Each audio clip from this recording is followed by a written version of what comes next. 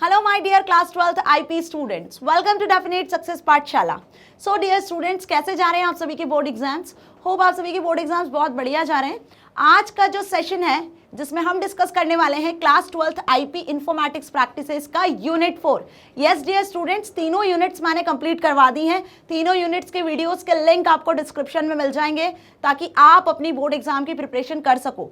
2 अप्रैल 2024 आपका है आईपी का एग्जाम, डोंट फॉरगेट, जिसका यूनिट 4 आज हम पूरा कंप्लीट कर लेंगे। सोसाइटल इंपैक्ट वाला जो चैप्टर है, आपकी बुक में भी लास्ट चैप्टर है, उस पूरे चैप्टर की पूरी यूनिट की सारी तैयारी आज इस वीडियो में मैं करवाने वाली हूं। तो स्टार्ट से लेकर एंड तक आपको बने रहना है, कहीं नहीं जाना है, और शेयर कर दो सेशन ज्यादा से ज्यादा दोस्तों को। बता दो भाई कि लास्ट चैप्टर आज हम कवर करने वाले हैं, जिसकी मदद से अब यदि कोई क्वेश्चन इस चैप्टर से आएगा तो वो भी आप अपनी बोर्ड एग्जाम में अटेम्प्ट करके आ सकते हो। चलिए, so without going any delay let's start this session. Societal impact वाला जो चैप्टर है बेसिकली ये आपका बेस्ड है कंप्यूटर नेटवर्क, इंटरनेट पर। हमने पिछले यूनिट में पढ़ लिया था कंप्यूटर नेटवर्क के बारे में कि इंटरनेट पर आप किस तरीके से काम कर सकते हो, इंटरनेट आपको क्या क्या फैसिलिटीज प्रोवाइड करता है, क्या क्या इंटरनेट पर बेस्ड जो सर्विसेज है जिन्हें आप एक्सेस कर सकते हो। वहीं पर एक थ्रेट होता है, एक डर बना रहता है कि जब आप ऑनलाइन काम कर रहे हो तो कहीं आपकी इंफॉर्मेशन ना लीक हो जाए, कहीं कोई हैकर या कोई ऐसा थर्ड पर्सन जो आपकी इंफॉर्मेशन को एक्सेस ना कर ले, उसका मिसयूज ना कर ले, है ना। तो आपको इंटरनेट पर किस तरीके से बिहेव करना है, आपको इंटरनेट का यूज कैसे करना है, उसका इंपैक्ट कैसा होना चाहिए, ये सारे एथिक्स, ये सारी चीजें इसी चैप्टर में हमने पढ़ी हैं। ठीक है, इवन इस पूरे चैप्टर में हमें यही सारी चीजें पढ़ना भी है। आई बात समझ में? देखो, इंटरनेट का यूज हर कोई पर्सन करता है, किसी भी एज ग्रुप का कोई भी पर्सन हो, चाहे वो कोई बच्चा हो, चाहे कोई वो कंपनी में काम करने वाला एम्प्लॉय हो, कोई स्टूडेंट हो, कोई ओल्ड एज पर्सन हो, कोई हाउसवाइफ हो, कोई भी पर्सन हो, हर एक पर्सन इंटरनेट का अलग अलग तरीके से अपने पर्पस के अकॉर्डिंग यूज करता है। तो इंटरनेट पे चाहे फिर आप कोई मूवी देख रहे हो, आप कोई इंटरनेट पर सर्चिंग कर रहे हो, कोई टॉपिक सर्च कर रहे हो, शॉपिंग कर रहे हो, या फिर आप कोई म्यूजिक या सॉन्ग या मूवी डाउनलोड कर रहे हो, या फिर आप इलेक्ट्रिसिटी बिल पे कर रहे हो, what ever work you do, एक रिस्क वहां बना रहता है कि आप सही वेबसाइट को यूज करो, आप सही तरीके से काम करो, है ना। तो यही सारी चीजें जो सही तरीके क्या हो सकते हैं, कैसे आप एक गुड वे में काम कर सकते हो इंटरनेट पे, उसी पर बेस्ड हमारा ये पूरा चैप्टर है, right. So have you ever searched online for any information? Obvious, आप ऑनलाइन रहकर इन्फॉर्मेशन सर्च करते हो, जो दुनिया में कहीं कोई इन्फॉर्मेशन नहीं मिलती वो हमें कंप्यूटर पर, इंटरनेट पर मिल जाती है। Have you ever purchased an online tickets और responded to your friends email और check the score of game online? Obvious, आपको यदि कोई स्पोर्ट्स में बहुत ज़्यादा इंटरेस्ट है, क्रिकेट में या फुटबॉल में या जिस भी किसी गेम में, तो आप उसका स्कोर इंटरनेट पर चेक करते रहते हो। ठीक है, किसी फ्रेंड का मेल आया तो आप मेल चेक करते हो, WhatsApp, Facebook, Instagram, chatting softwares का यूज़ करते हो। ऑनलाइन आपको कोई टिकट बुक करनी है, चाहे फिर वो किसी रेलवे रिजर्वेशन की हो, एयरवेज की हो, मूवी की हो, किसी होटल की हो, किसी इवेंट की हो, आप वो करते हो। Okay, whenever we surf the internet using smartphones, tablets, computers etcetera. Even इसके लिए आप अपने मोबाइल का, लैपटॉप का, पीसी का, किसी का भी यूज कर सकते हो। So we leave a trail of data reflecting to activities performed by us online. Means कि आप ये जो भी कुछ काम कर रहे होते हो इस टाइम पर इंटरनेट पर, आप कुछ ऐसा डेटा लीव कर देते हो जिसका मिसयूज हो सकता है, which is our digital footprint. वो क्या कहलाता है? बेसिकली आपका डिजिटल फुटप्रिंट कहलाता है। तो इतना अच्छे से समझ में आया कि डिजिटल फुटप्रिंट क्या होता है। ठीक है, डिजिटल फुटप्रिंट क्या होता है। ठीक है, तो बेसिकली अब यदि एग्जाम में क्वेश्चन आया व्हाट इज डिजिटल फुटप्रिंट, तो आपको क्या करना है, यही लिखकर आना है कि जब भी आप इंटरनेट का यूज कर रहे हो, जब भी आप इंटरनेट का यूज कर रहे हो, either your smartphone, mobile phones या फिर लैपटॉप, पीसी, किसी की भी मदद से, तो आप कुछ ना कुछ डेटा सर्च कर रहे होते हो, कुछ इन्फॉर्मेशन को सर्वर से एक्सेस कर रहे होते हो इंटरनेट की मदद से, तो आपका कुछ डेटा इंटरनेट पर या फिर ब्राउजर पर लीव हो जाता है ना, जिसे हम क्या कहते हैं, डिजिटल फुटप्रिंट। अब वो डेटा क्या हो सकता है? आपके आईडी पासवर्ड्स हो सकते हैं, आपकी आइडेंटिटी हो सकती है, आपका कोई प्रोफाइल इन्फो हो सकता है, ठीक है, या फिर आप बार बार कोई एक ही वेबसाइट को एक्सेस करते हो तो वो इन्फॉर्मेशन हो सकती है। ओके, सो उसे हम क्या कहते हैं, बेसिकली डिजिटल फुटप्रिंट। 2 नंबर में ये क्वेश्चन 100% हर साल पूछा जाता है। क्या बताया मैंने? 2 नंबर में डिजिटल फुटप्रिंट वाला क्वेश्चन हर साल पूछा जाता है। प्रीवियस ईयर के क्वेश्चन पेपर उठा के देख लेना, डिजिटल फुटप्रिंट का क्वेश्चन या तो एमसीक्यू में मिल जाएगा या 2 नंबर में तो 100% मिलता ही है। So our digital footprint can be created और यूज्ड विद और विदाउट नॉलेज। अब ये आपके नॉलेज से भी क्रिएट हो सकती है या आपके बिना नॉलेज के भी क्रिएट हो सकती है। ठीक है, it includes websites we visit, email we send, information we submit online etcetera.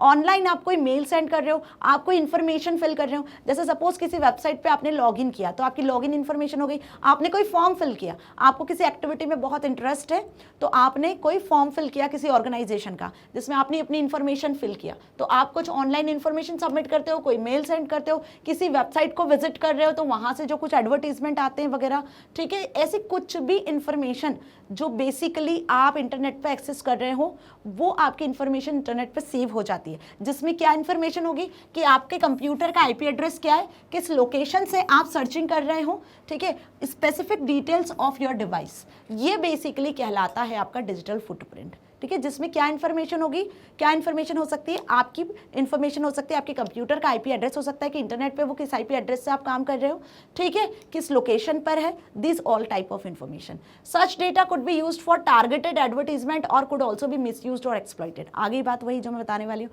कि ये कुछ इंफॉर्मेशन कभी कभी मिसयूज भी की जा सकती है, ठीक है, इस इंफॉर्मेशन का कभी कभी मिसयूज भी किया जा सकता है यूजर को परेशान करने के लिए, ठीक है, आई बात समझ में। तो इससे कैसे बचा जा सकता है, इससे कैसे आप बच सकते हो, अपने आप को कैसे ऑनलाइन रहकर सेव कर सकते हो, बेसिकली वो इस चैप्टर का मोटिव है।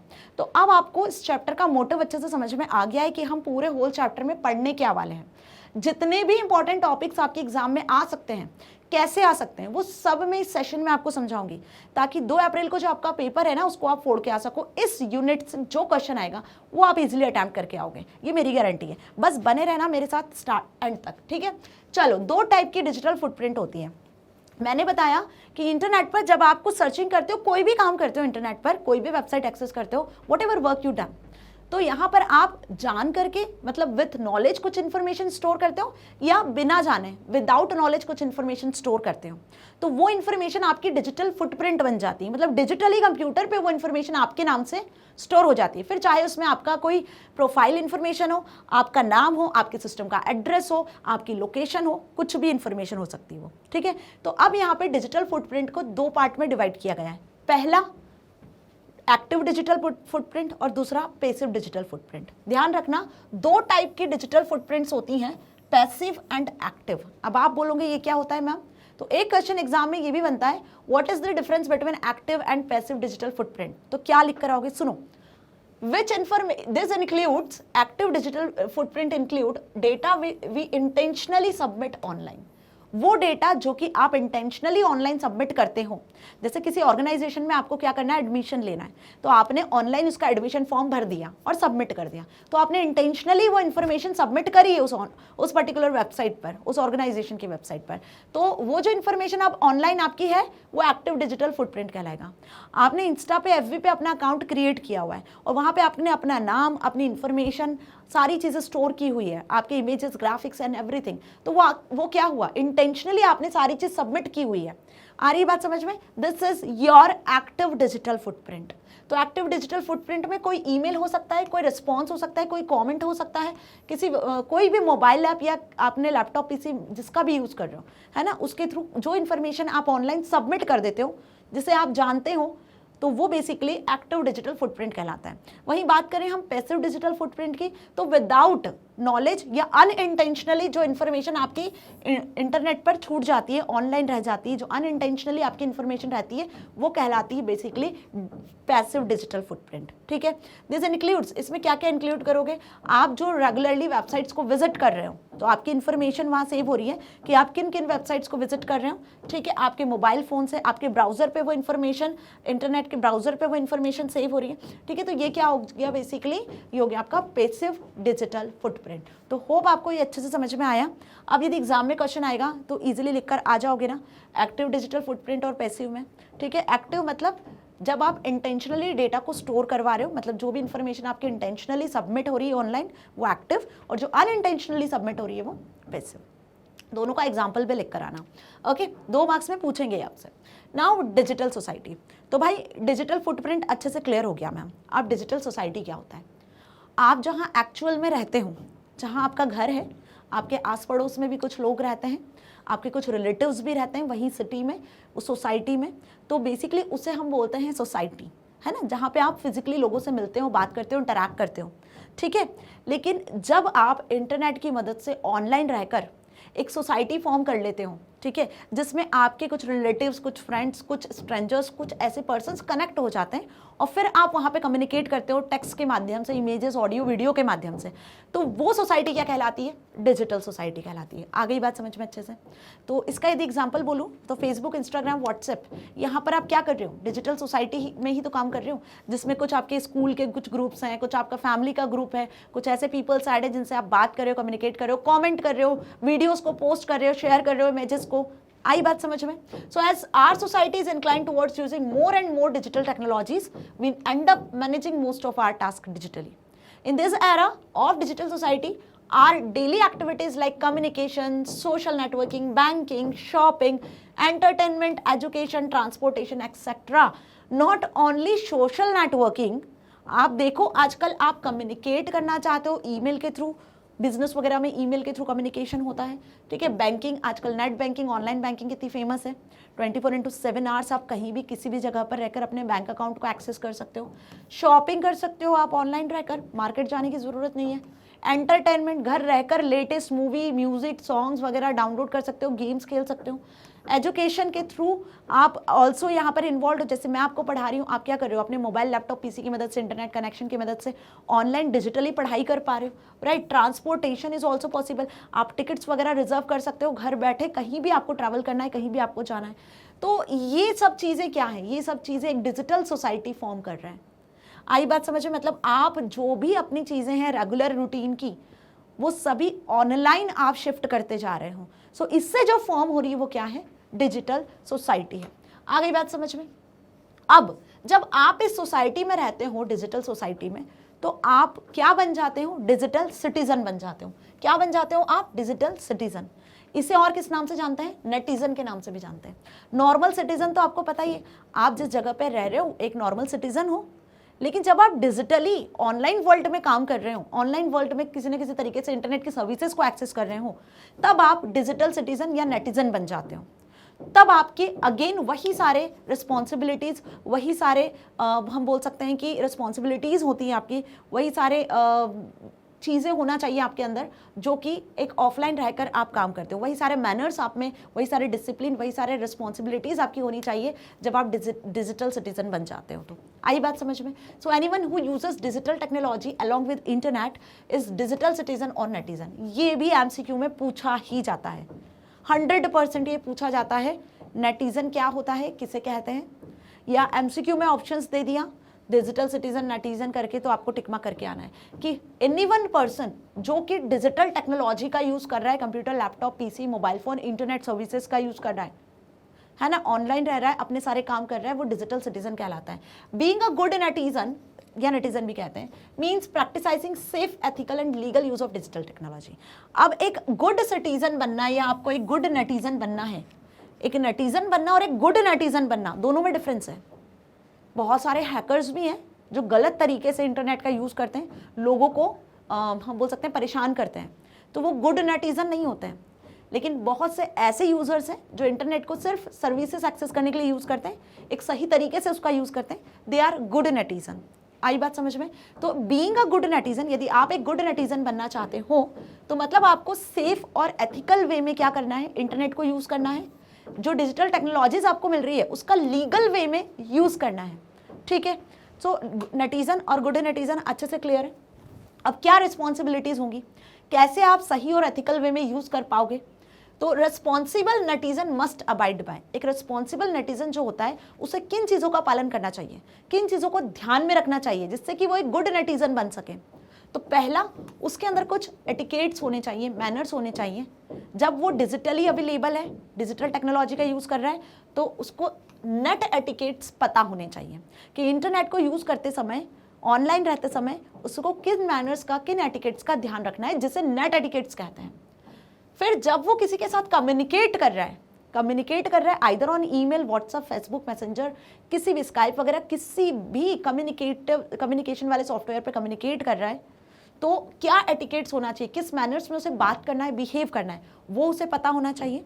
And social media etiquette, again social media etiquette जो मैंने अभी यहाँ पे बताया। कम्युनिकेशन में यहाँ आप ईमेल को ऐड करवा सकते हो क्योंकि कम्युनिकेशन अलग अलग तरीके से हो सकता है, और सोशल मीडिया जो सबसे ज़्यादा ट्रेंडिंग और सबसे ज़्यादा बूम पर है, जिसमें आप सोशल मीडिया वेबसाइट्स तो बहुत सारी हैं, किसी का भी यूज़ कर सकते हो, वहाँ पर भी आपको कुछ एटिकेट्स होने चाहिए।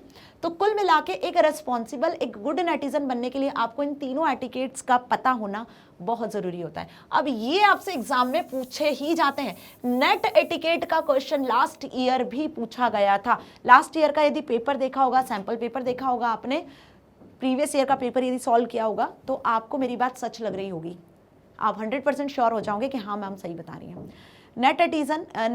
नेट एटिकेट्स, नेटिजन वाला क्वेश्चन, ये भी लास्ट ईयर पूछा था। डिजिटल फुटप्रिंट का क्वेश्चन भी लास्ट ईयर आया था। इस चैप्टर से शॉर्ट क्वेश्चंस ही आपसे पूछे जाएंगे, ये भी ध्यान रखना, ठीक है। तो नेट एटिकेट्स के लिए क्या फॉलो करना है आपको भाई? When we follow certain etiquettes during our social interactions, similarly we need to exhibit proper manner and etiquettes while being online. जब आप ऑनलाइन रहते हो तो आपको प्रॉपर मैनर में बात करनी, प्रॉपर एटिकेट्स को फॉलो करना है। अब वो क्या एटिकेट्स हो सकते हैं? So one should be ethical, आपको एथिकल रहना है, रिस्पेक्टफुल रहना है और रिस्पॉन्सिबल रहना है। जब आप इंटरनेट को सर्व कर रहे हो तो एक नेट एटिकेट्स के लिए आपको ज़रूरी है कि आप एथिकल रहो, रिस्पॉन्सिबल रहो और रेस्पेक्टफुल रहो। मतलब जिससे भी आप बात कर रहे हो, जिस भी चीज़ों को आप सर्विसेज को एक्सेस कर रहे हो, है ना, तो उसके लिए आप एथिकल रहो, रेस्पॉन्सिबल रहो और रिस्पेक्टफुल रहो। अब वो कैसे होना चाहिए मैम? तो उसके भी तो कुछ रीजंस होंगे। रीजंस आपके सामने हैं। नो कॉपीराइट वायलेशन, कोई कॉपीराइट वायलेशन नहीं करना है। मीन्स कि किसी की भी कोई कॉपीराइटेड इमेज हो, किसी का भी कोई कॉपीराइटेड वर्क हो, आर्टिकल हो, वो आपको एक्सेस नहीं करना है विदाउट इट्स परमिशन। उसकी परमिशन के बिना आपको उसको एक्सेस नहीं करना है। यदि परमिशन के बिना किसी और का वर्क आप यूज कर लेते हो तो कॉपीराइट वायलेशन होता है। तो ये एक गुड एथिक नहीं होता है। तो एथिकल बनने के लिए आपको कॉपीराइट वायलेशन नहीं करना है। Okay, we should not use copyrighted materials without the permission of the creator और owner. As an ethical digital citizen we need to be careful without streaming audio, while streaming audio video, downloading images और files from the internet. Obvious वही चीज़ है। Generally हम क्या करते हैं, जब कुछ डाउनलोड कर रहे होते हैं तो देखते भी नहीं है कि वो कॉपीराइट लगा है कि नहीं लगा है उस पर, ठीक है। बस आपका मन किया, आपने डाउनलोड कर लिया बिना देखे। तो भाई क्रिएटर जिसकी चीज़ें हैं, जो उसने बनाया हुआ है, कोई म्यूजिक है, कोई आर्टिकल है, कुछ भी है, वॉट एवर, बिना परमिशन के आप एक्सेस मत करो जब उस पर स्पेसिफिकली कॉपीराइट लगा है। Be ethical. आई बात समझ में? शेयर द एक्सपर्टाइज, अपनी एक्सपर्टाइज को हमेशा शेयर करते हो, ठीक है। ऑब्वियस करते हैं, इंटरनेट पे आपको बहुत सारी चीज़ें ऐसी मिलेगी जो जनरली शेयर की जाती हैं, या आपको कुछ अच्छा लगता है तो आप भी शेयर कर देते हो। तो जब भी आप कुछ शेयर कर रहे हो तो बी अवेयर, बहुत ध्यान रखो कि जो आप शेयर कर रहे हो वो फैक्ट, वो इन्फॉर्मेशन सही भी है कि नहीं, अदर यूजर्स को हार्म तो नहीं करेगी, हर्ट तो नहीं करेगी, उनके लिए वो इन्फॉर्मेशन यूजफुल भी है कि नहीं। तो शेयर करने के पहले अपनी एक्सपर्टाइज को चेक कर लो। आई बात समझ में? It is a good to share information, knowledge को शेयर करना बहुत अच्छी बात है। जितना ज़्यादा नॉलेज को, इन्फॉर्मेशन को शेयर करते हो उतना बढ़ता है, ये सुना है ना हमने। तो ये बहुत अच्छी बात है कि आप नॉलेज को, एक्सपर्टाइज को शेयर कर रहे हो, बट शेयर करने के पहले उसे आप चेक करो कि जो इन्फॉर्मेशन आप शेयर कर रहे हो वो सही भी है कि नहीं।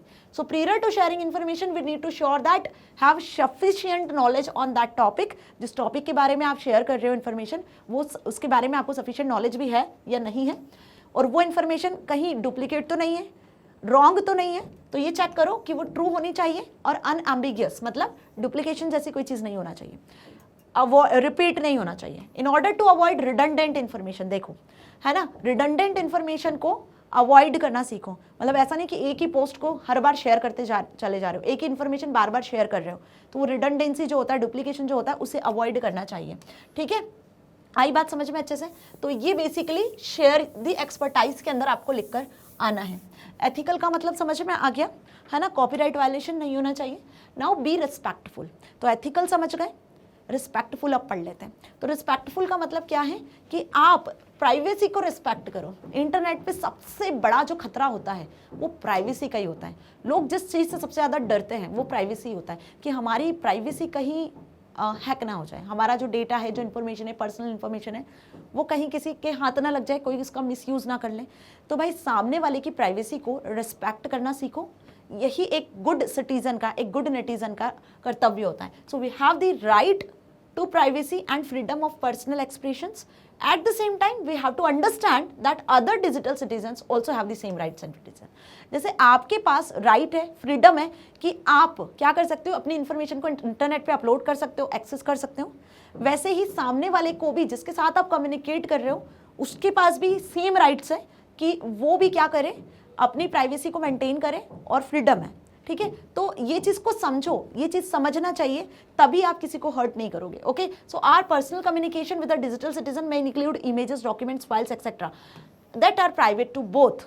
तो जब आप दो पर्सन कोई आपस में बात कर रहे हो ऑनलाइन रहकर, तो आप दोनों में ही अंडरस्टैंडिंग होना चाहिए कि जो भी डॉक्यूमेंट्स है, इमेजेस है, ऑडियो है, वीडियो है, जिस भी तरीके का डेटा है जिस पर आप दोनों डिस्कशन कर रहे हैं, वो प्राइवेट रहे, किसी और तक लीक ना हो, किसी और को पता ना चले। मेरी बात समझ में आई अच्छे से? तो यहाँ पर रेस्पेक्ट प्राइवेसी मतलब दो लोगों के बीच में या दो से ज़्यादा लोग जो ग्रुप में क्रिएटेड है, ग्रुप में डिस्कशन कर रहे हैं, कम्युनिकेशन कर रहे हैं, तो एक दूसरे की प्राइवेसी को रिस्पेक्ट करना चाहिए। We should respect the privacy and should not share those images, documents, files with the other digital citizen without each other consent. बिना उनसे पीछे, बिना उनके कंसेंट के आप उन्हें शेयर ना करो। This is called respect privacy. Now respect diversity. अब आप बोलोगे ये डाइवर्सिटी का क्या मतलब हुआ मैम? तो सुनो भाई, डाइवर्सिटी का मतलब यहाँ पर ये है कि इंटरनेट पर ऑनलाइन रहकर आप ऐसे लोगों से मिलते हो जो अलग अलग सोच विचारों के होते हैं जनरली। ऐसा तो है नहीं कि आप जिस सोच से, आप जिस थिंकिंग के अकॉर्डिंग बात कर रहे हो, सामने वाला भी वैसा ही सोचे।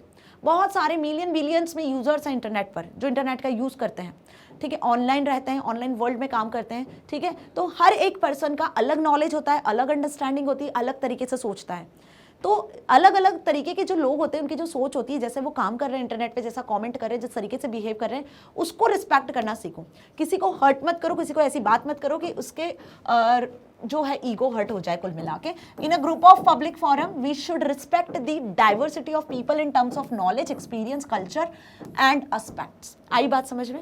यहाँ पे डाइवर्सिटी की बात कर रहे हैं हम। डिफरेंट पीपल के डिफरेंट नॉलेजेस होते हैं, उनके अलग एक्सपीरियंस होते हैं, अलग कल्चर के होते हैं, तो उनके एस्पेक्ट को समझकर, उनकी बातों को समझकर हमें रिस्पॉन्स करना चाहिए। तो उनकी डाइवर्सिटी को भी क्या करना है, हमें जो अलग अलग डाइवर्सिटी के पीपल्स हैं उन्हें रिस्पेक्ट करना है।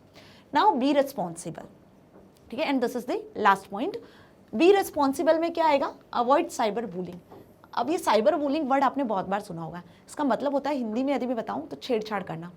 ऑनलाइन जो आप देखते हो ना, ऑनलाइन भी बहुत लोगों को परेशान किया जा रहा है, ठीक है। सोशल मीडिया वेबसाइट्स के थ्रू हम देख लें तो किसी की वेबसाइट का, किसी का ईमेल अकाउंट हैक कर लेना, उसकी पर्सनल इन्फॉर्मेशन का मिसयूज़ करके कुछ अननेसेसरी मेल्स भेजना, अननेसेसरी फोटोग्राफ्स को शेयर करना, है ना, किसी को परेशान करना, ब्लैकमेल करना। This is called cyber bullying, online रहकर, ठीक है। पोर्नोग्राफी वगैरह आपने सब सुना होगा, ये सब इसी में इंक्लूड होता है। सो एनी इंसल्टिंग, डिग्रेडिंग और इंटिमेटिंग ऑनलाइन बिहेवियर। किसी को ऐसा कमेंट मत करो जिसमें सामने वाले की इंसल्ट हो रही हो या उसको हर्ट हो रहा हो। So repeated posting of rumours, giving threats online, posting the victim's personal information, sexual harassment or comments aimed to publicly ridicule or victim is termed as cyber bullying। अब इसके बारे में अच्छे से समझ में आ गया।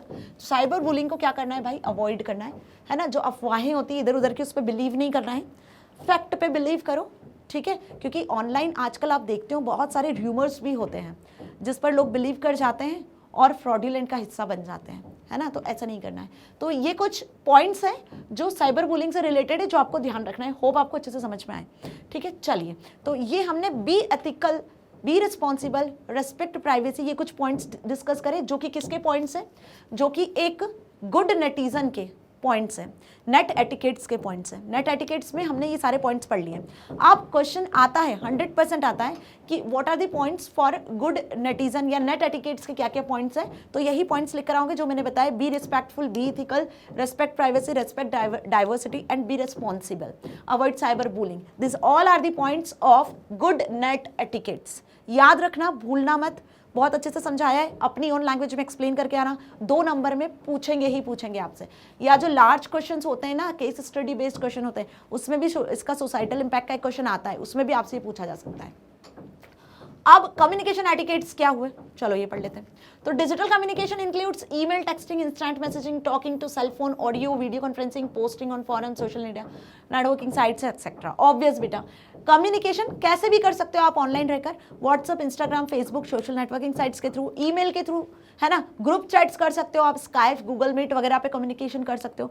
कोई बिजनेस ग्रुप्स वगैरह बनाते हो, न्यूज़ ग्रुप्स बनाते हो, फॉरम्स वगैरह क्रिएट करते हो, ब्लॉग्स वगैरह क्रिएट करते हो, वहाँ पे आप कम्युनिकेशन कर सकते हो।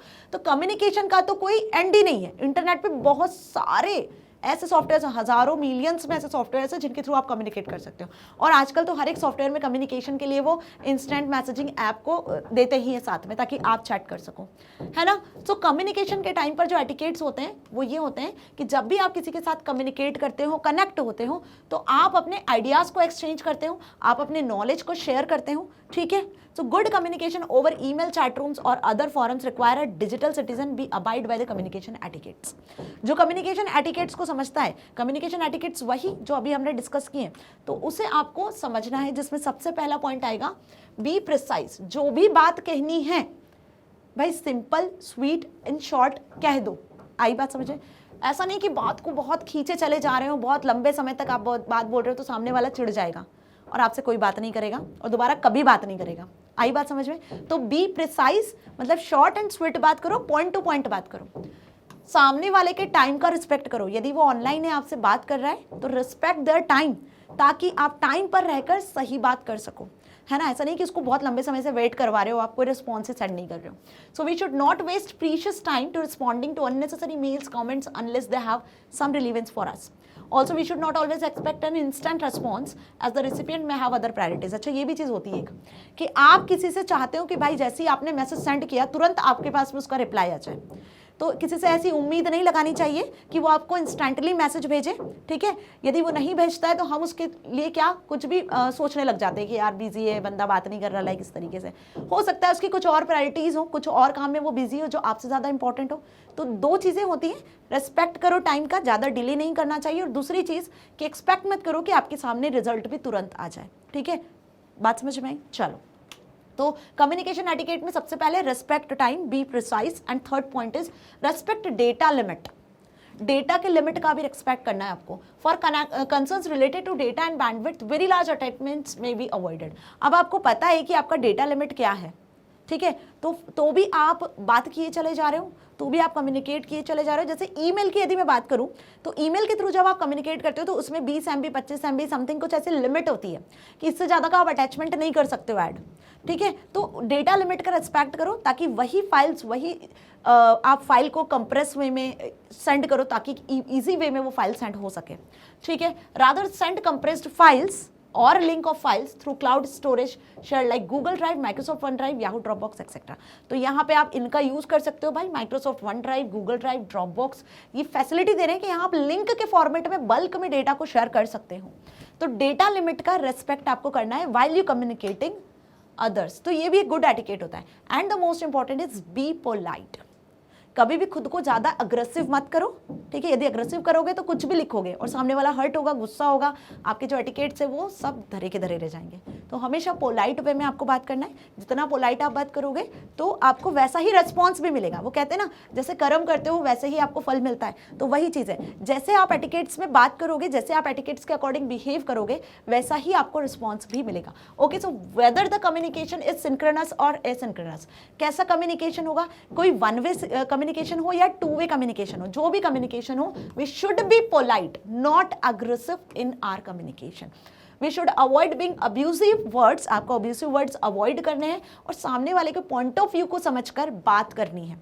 आ गई बात समझ में? तो ये कुछ कम्युनिकेशन एटिकेट्स हुए, अच्छे से क्लियर है। बी पोलाइट, बी प्रिसाइज, और साथ ही आपको क्या करना है, हर चीज का ध्यान रखना है।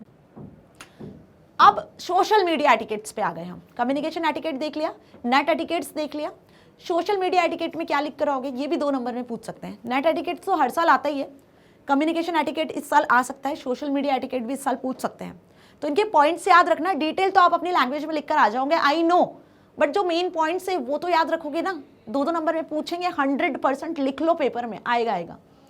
सोशल मीडिया एटिकेट्स, अब सोशल मीडिया के साइट्स आप सभी को अच्छे से पता ही है। सो जो डिजिटल एरा में, जो ऑनलाइन दुनिया में हम जी रहे हैं, we are familiar with different kinds of social media. We may have account on FB, Google, Twitter, Instagram, Pinterest, YouTube channel etcetera etcetera etcetera. Social media are websites or applications that enable their users to participate in social networking by creating and sharing content with others in the community. Obvious. आप other users के साथ में communicate करने के लिए, connect होने के लिए इन वेबसाइट्स का यूज करते हो, जहां पे आप अपने आइडियाज को एक्सचेंज करते हो, कंटेंट को शेयर करते हो, इमेजेस, वीडियो, ऑडियो को पोस्ट कर सकते हो. This platforms encourage users. ये जो सोशल मीडिया प्लेटफॉर्म है ये यूजर्स को एनकरेज करता है ताकि वो अपने थॉट्स को, एक्सपीरियंस को शेयर कर सके, पिक्चर्स को पोस्ट कर सके. In this way users can interact with other online users of the social media apps और चैनल. अब यहाँ पे कनेक्ट होने के लिए जो अदर यूजर है उसका भी उस पर्टिकुलर चैनल पर क्या होना चाहिए, उस पर्टिकुलर सॉफ्टवेयर पर अकाउंट होना चाहिए, तभी आप इजीली कनेक्ट हो पाओगे. So this is why the impact of outreach of social media has grown exponentially, है ना. तो इसीलिए हम क्या बोलेंगे कि आजकल जो सोशल मीडिया है वो बहुत ज़्यादा फास्ट वे में, मतलब बहुत ज़्यादा एक्सपोनेंशियल फास्ट वे में ग्रो कर रहा है. It has begin to shape the outcome of politics, business, culture, education और मोर. पहले तो सिर्फ सोशल मीडिया का यूज़ करते थे लोग बाग कनेक्ट होने के लिए, बातचीत करने के लिए, लेकिन आजकल हर एक फील्ड में सोशल मीडिया की अपनी ही अलग इंपॉर्टेंस है. आप एजुकेशन फील्ड में देख लो, बिजनेस फील्ड में देख लो, या फिर आप पॉलिटिकल फील्ड में देख लो, कल्चरल फील्ड में देख लो, किसी भी फील्ड में आप देख लो, सोशल मीडिया ने अपनी इंपॉर्टेंस बना रखी है. हर एक चीज़ का एडवर्टीजमेंट, हर एक चीज़ की इंफॉर्मेशन जो कहीं नहीं मिलती वो सोशल मीडिया पर मिल जाती है ना बात सही. In social media to there are certain etiquettes we need to follow. तो अब इस सोशल मीडिया पे आपको कुछ एटिकेट्स ध्यान रखने होते हैं जब आप सोशल मीडिया पे एक्टिव होते हो. तो मैम वो एटिकेट्स क्या होंगे, ये क्वेश्चन एग्जाम में आएगा, ध्यान से समझ लेना, पॉइंट्स अच्छे से याद कर लेना. पहला, be secure. The one most important point, social media पर हमेशा खुद को सिक्योर रखो, सबसे इंपॉर्टेंट पॉइंट, ठीक है. क्योंकि ये वो दुनिया होती है जहां से आप बन भी सकते हो, जहां पे आप बिगड़ भी सकते हो, है ना जी. तो क्यों पेरेंट्स आपको सोशल मीडिया से दूर रखते हैं, क्यों बोलते हैं कि भाई ज़्यादा सोशल मीडिया पे एक्टिव मत रहो, क्योंकि वहाँ पे यदि आपने गुड थिंग्स को एब्जॉर्ब किया तो ऑब्वियस आप सिक्योर हो, सेफ हो, आप बन सकते हो. लेकिन वहीं यदि आपने निगेटिविटी को एब्जॉर्ब किया तो ऑब्वियस आप वहाँ से बिगड़ भी सकते हो.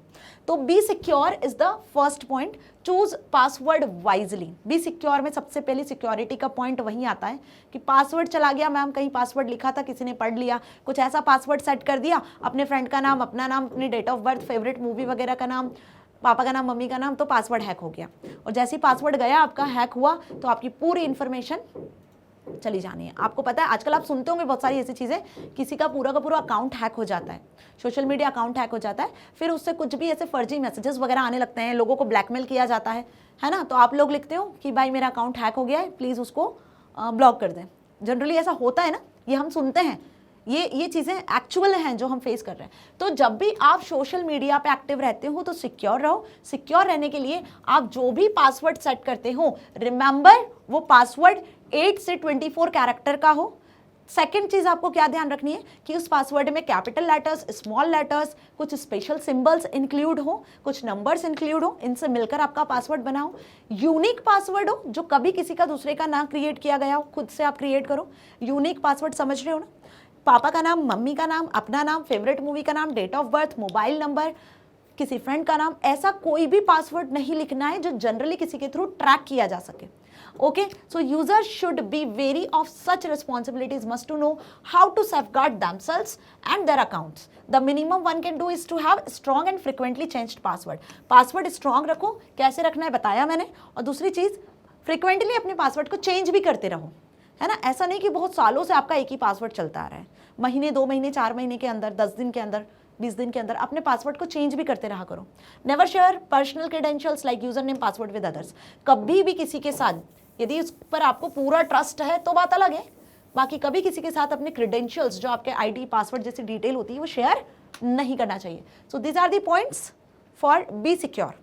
Second, know you who you be friend. सिक्योर रहने के लिए दूसरा एक सबसे इंपॉर्टेंट पॉइंट, पासवर्ड के साथ साथ ये जानो सोशल मीडिया पे कि आप जिसकी रिक्वेस्ट आपके पास आई है, जो आपको फॉलो कर रहा है, जिसे आप फॉलो करने वाले हो, जिससे आप कनेक्ट होने वाले हो, क्या वो आपका फ्रेंड है भी या नहीं, है ना. तो ये और एक चीज होती है जो आपको ध्यान रखनी है. Social network usually encourage connecting with users. Obvious social media जो है, सोशल नेटवर्क जो है वो एनकरेज करता है लोगों को, दुनिया में किसी भी कोने में किसी के भी साथ आप कनेक्ट हो सकते हो. So sometime even those who don't know have not met. जिसे आप नहीं जानते हो तो सोशल मीडिया पे उसे बिल्कुल भी कनेक्ट ना हो, है ना. क्या पता वो पर्सन कैसा हो. So however we need to be careful. इसके लिए आपको केयरफुल रहना है. आप जानते हो, आप पहचानते हो तो बात अलग है, while befriending unknown people as their intentions possibly could be malicious and unsafe. unknown people जो होते हैं, जो strangers persons होते हैं, वो यदि सोशल मीडिया पे आपको फॉलो या रिक्वेस्ट सेंड करते हैं या आपके साथ कनेक्ट होने की कोशिश करते हैं, तो दे मे बी मैलिशियस और अनसेफ पर्सन हो सकते हैं, ठीक है। तो फर्स्ट पॉइंट पढ़ लिया हमने। सेकंड पॉइंट है आपका know who you befriend, second first strong password, third B aware of fake information. Social media पर जितनी इन्फॉर्मेशन करेक्ट होती है ना, उससे ज़्यादा इन्फॉर्मेशन फेक होती है, और ये आप भी अच्छे से जानते हो और मैं भी अच्छे से जानती हूँ, है ना, बिकॉज हम ऑनलाइन रहते हैं, हम सोशल मीडिया में जीते हैं, कहीं ना कहीं इंटरैक्ट होते हैं, तो जितनी इन्फॉर्मेशन सोशल मीडिया पे करेक्ट होती है ना, उसकी डबल इन्फॉर्मेशन सोशल मीडिया पे फेक भी होती है। तो जो फेक इन्फॉर्मेशन होती है उनसे आपको बच के रहना है, उनके बारे में आपको पता होना चाहिए कि भाई ये फेक वेबसाइट है, ये फेक पर्सन है, ये अननोन पर्सन है, हमें इनसे बात नहीं करनी है, इनसे कनेक्ट नहीं होना है। So fake news messages and post are common in social network. आई बात समझ में? As a user we should be aware of them. As a user आपको अवेयर रहना है, ठीक है, आपका एक्सपीरियंस आपसे क्या कहता है उसके अकॉर्डिंग आपको काम करना है। जो जेन्युइन पोस्ट हो, जो चीज़ आपको लग रही है कि वैलिड है, उसी पर कमेंट करो, उसी को लाइक करो, उसी को शेयर करो। Thus we should not be blindly believe. किसी भी चीज़ पर सोशल मीडिया पे ब्लाइंडली बिलीव नहीं करना है। Everything we come across on such platforms we should apply knowledge expertise to validate such news message और पोस्ट। ओके, तो be aware of fake information समझ में आ गया। लिखकर तो आप आ जाओगे, आई नो, बट टॉपिक के अंदर लिखना क्या है वो भी तो पता होना चाहिए। B reliable means think before uploading. जो भी चीज़ आप अपलोड कर रहे हो उसके पहले सोचो। ये वही पॉइंट आ गया कि किसी भी चीज़ को शेयर करने के पहले, किसी भी चीज़ को अपलोड करने के पहले, आप जो इन्फॉर्मेशन अपलोड कर रहे हो वो अदर यूजर्स के लिए यूजफुल है कि नहीं, उन्हें कोई सर्विस प्रोवाइड कर रही है कि नहीं, उससे उन्हें नॉलेज मिलेगा या नहीं, वो किसी को हर्ट तो नहीं करेगी, इसका मिसयूज तो नहीं होगा। ये सारी चीज़ें सोच कर फिर अपलोड करो, ठीक है। तो we can upload almost anything on social media. However, remember that once uploaded, it is always there in remote server, even if you delete these files. एक बार यदि आपने कुछ अपलोड कर दिया और फिर आपको बाद में लगता है कि यार ये गलत था या मेरे से गलती से मिस्टेक से अपलोड हो गया, इसमें मुझे कुछ चेंज करना है, तो आप फिर कुछ नहीं कर सकते हो। इवन आपने उसको सोशल मीडिया से डिलीट भी कर दिया तो वो सर्वर पर स्टोर रहता है। तो इसलिए कहते हैं कि think before uploading. Hence we need to be cautious while uploading or sending sensitive or confidential files we have bearing on our privacy. Okay, चलो बेटा जी, ये अच्छे से समझ में आ गया यहाँ तक। तो ये कुछ पॉइंट्स हैं जो आपको क्या करने हैं, जो आपको ध्यान रखने हैं। तो गुड नेटिजन बनने के नेट एटिकेट्स आपको समझ में आ गए, कम्युनिकेशन एटिकेट समझ में आ गए, सोशल मीडिया एटिकेट समझ में आ गए। ये तीनों पॉइंट आपके क्या हैं? ये तीनों पॉइंट बेसिकली, ये तीनों जो टॉपिक्स हैं बेसिकली बहुत इंपॉर्टेंट है, 2-2 नंबर में पूछे जाते हैं। इनके जो सब पॉइंट्स हैं वो मैंने अच्छे से आपको समझा दिए। 2-2 पॉइंट सबके अच्छे से याद कर लेना, तीनों में डिफरेंस भी याद कर लेना, डिफरेंस भी कभी कभी पूछ सकते हैं, है ना। तो बहुत इंपॉर्टेंट से टॉपिक मैंने इस सेशन में लिए हैं। अब आ जाते हैं हम नेक्स्ट इंपॉर्टेंट टॉपिक पर, डेटा प्रोटेक्शन, है ना। इंटरनेट पर जब आप काम कर रहे हो, जब आप किसी वेबसाइट को एक्सेस कर रहे हो, सोशल मीडिया को एक्सेस कर रहे हो, शॉपिंग कर रहे हो, एंटरटेनमेंट कर रहे हो, व्हाटएवर, प्रोटेक्शन होना बहुत ज़रूरी है। आप खुद को कैसे प्रोटेक्ट कर रहे हो, अपनी इन्फॉर्मेशन को, अपने डेटा को कैसे प्रोटेक्ट कर रहे हो, वो भी एक इंपॉर्टेंट रोल प्ले करता है। So in digital age data and information protection is mainly about the privacy of data stored digitally. क्योंकि आपका जितना भी डेटा है वो कैसे डिजिटली ही स्टोर हो रहा है ना। तो यहाँ पर यदि मैं बात करूँ डेटा से, तो हम सेंसिटिव डेटा की बात करेंगे, जो कि कॉन्फिडेंशियल डेटा होता है, जिसकी सेफ्टी का जिम्मा सिर्फ और सिर्फ आपका होता है। So elements of data that can cause substantial harm, embarrassment, inconvenience and unfairness to an individual if breached or compromised is called sensitive data. Sensitive data की भी जनरली डेफिनेशन आपसे पूछ लेते हैं। तो सेंसिटिव डेटा क्या होता है? ये सेंसिटिव डेटा होता है जो कि बेसिकली सेंसिटिव होता है, ठीक है। जो आपकी इंफॉर्मेशन आप गलती से कभी लीक हो गई तो उसके चांसेस बढ़ जाते हैं, ठीक है। आपकी इंफॉर्मेशन के हार्म होने के चांसेस बढ़ जाते हैं, ठीक है। तो क्या क्या एग्जांपल्स इसमें आप ऐड कर सकते हो? आपकी बायोमेट्रिक इंफॉर्मेशन, ठीक है, बायोमेट्रिक तो समझते हो ना, हेल्थ इंफॉर्मेशन, ठीक है, आपकी फाइनेंशियल इंफॉर्मेशन, या कोई पर्सनल डॉक्यूमेंट्स, या कोई आपकी पर्सनल इमेज है, कुछ आपकी ऑडियो है, वीडियो है, जिसे आप चाहते हो कि सिर्फ आप तक ही सीमित रहें, कोई और यूजर उसे एक्सेस ना कर पाए, प्रोटेक्टेड वे में रहे, ठीक है, इसका कोई मिसयूज ना करे। तो सेंसिटिव डेटा क्या होता है और एग्जाम्पल्स क्या हैं, 2 नंबर में पूछेंगे आपसे, तो लिखकर यही आना है, biometric information, health information, financial information, your post, images, graphics, audio, video. Clear? This all are the sensitive data, ठीक है। Now privacy of sensitive data can be implemented by encryption. अब इसको कैसे प्रोटेक्ट करोगे? How to protect your sensitive data, how to protect your sensitive information. तो उसके लिए ना भाई इनक्रिप्शन यूज़ किया जाता है, इनक्रिप्शन टेक्निक्स का यूज़ किया जाता है। तो यहाँ पे कुछ टेक्निक्स को इम्प्लीमेंट किया गया, जिसमें पहला इनक्रिप्शन टेक्निक है, दूसरा ऑथेंटिकेशन है, and other secure methods that ensures such data is accessible only the authorised user और फॉर लेजिटिमेट पर्पसेस। ठीक है, तो डेटा की जो प्रोटेक्शन है इंटरनेट पर, वो बेसिकली 2 से 3 तरीके से आप कर सकते हो। पहला यहाँ पे यूज की जाती है इनक्रिप्शन टेक्निक्स का। अब ये क्या होती है पढ़ेंगे अभी हम आगे। इनक्रिप्शन टेक्निक से आप डेटा को सिक्योर रख सकते हो, प्रोटेक्ट कर सकते हो। कुछ ऑथेंटिकेशन टेक्निक्स होती हैं जिसमें जिन पर्सन्स को परमिशन होती है वही यूज कर सकते हैं, अदर यूजर्स उसे एक्सेस नहीं कर सकते, that is called authentication. And other secure methods are also, मतलब यहाँ पे सिक्योरिटी के लिए कुछ प्रोटोकॉल्स वर्क करते हैं जो आपके डेटा को सेफ और सिक्योर रखते हैं। और ये जो सिक्योर मेथड्स हैं इनमें डिफरेंट एडवांस्ड वर्जन के, एडवांस लेवल के प्रोटोकॉल्स को यूज किया जाता है, जिसमें आप सबसे पहले हम बात कर लें IPR की। अब IPR कोई प्रोटोकॉल नहीं है, बट ध्यान से समझना, IPR सबसे ज़्यादा इंपॉर्टेंट है ना। हर साल, एवरी ईयर, उठा लो कोई से भी साल का पेपर, किसी भी ईयर का पेपर उठा लो, आज से यदि 5 साल के पेपर उठा के देखोगे ना, तो IPR के बिना पेपर ही नहीं बना है। IPR के बारे में पूछा गया है ना। डेटा प्रोटेक्शन में सबसे पहले IPR की ही बात होती है। What is IPR? Intellectual property right. अब आप बोलोगे मैम ये क्या हुआ? देखो, इंटरनेट का आप मैं सभी यूज कर रहे हैं। आपने इंटरनेट पर अपना ईमेल अकाउंट क्रिएट किया हुआ है और ईमेल पर आपने कुछ इन्फॉर्मेशन शेयर किया, आपने अपनी पर्सनल इन्फॉर्मेशन शेयर किया हुआ है। फिर आप सोचते हो आपको स्पोर्ट्स में बहुत इंटरेस्ट है, ठीक है, तो आप स्पोर्ट्स से रिलेटेड कुछ आर्टिकल वगैरह लिख देते हो।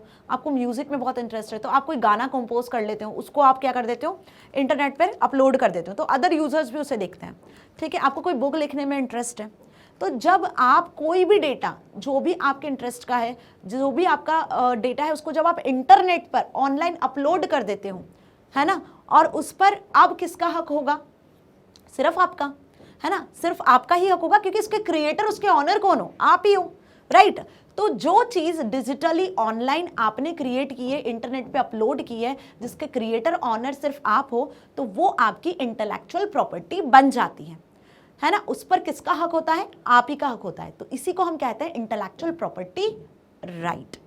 अब कुछ ऐसे लोग होते हैं इंटरनेट पर, कुछ ऐसे यूजर्स होते हैं जो आपकी इस इंटेलेक्चुअल प्रॉपर्टी का उल्लंघन करते हैं, आपके पूछे बिना उसको मिस यूज कर लेते हैं, उसका यूज कर लेते हैं, जिसे हम कहते हैं IPR इन्फ्रिंजमेंट, जिसे हम कहते हैं प्लेजरिज्म, जो आगे पढ़ेंगे। IPR का जब इन्फ्रिंजमेंट होता है, IPR के अकॉर्डिंग जब कोई आपकी बात नहीं मानता, आपकी प्रॉपर्टी को यूज कर लेता है, आपकी चीज़ों को बिना आपसे पूछे इंटरनेट पर ऑनलाइन रहकर यूज करता है, तो उसे हम प्लेजरिज्म कहते हैं।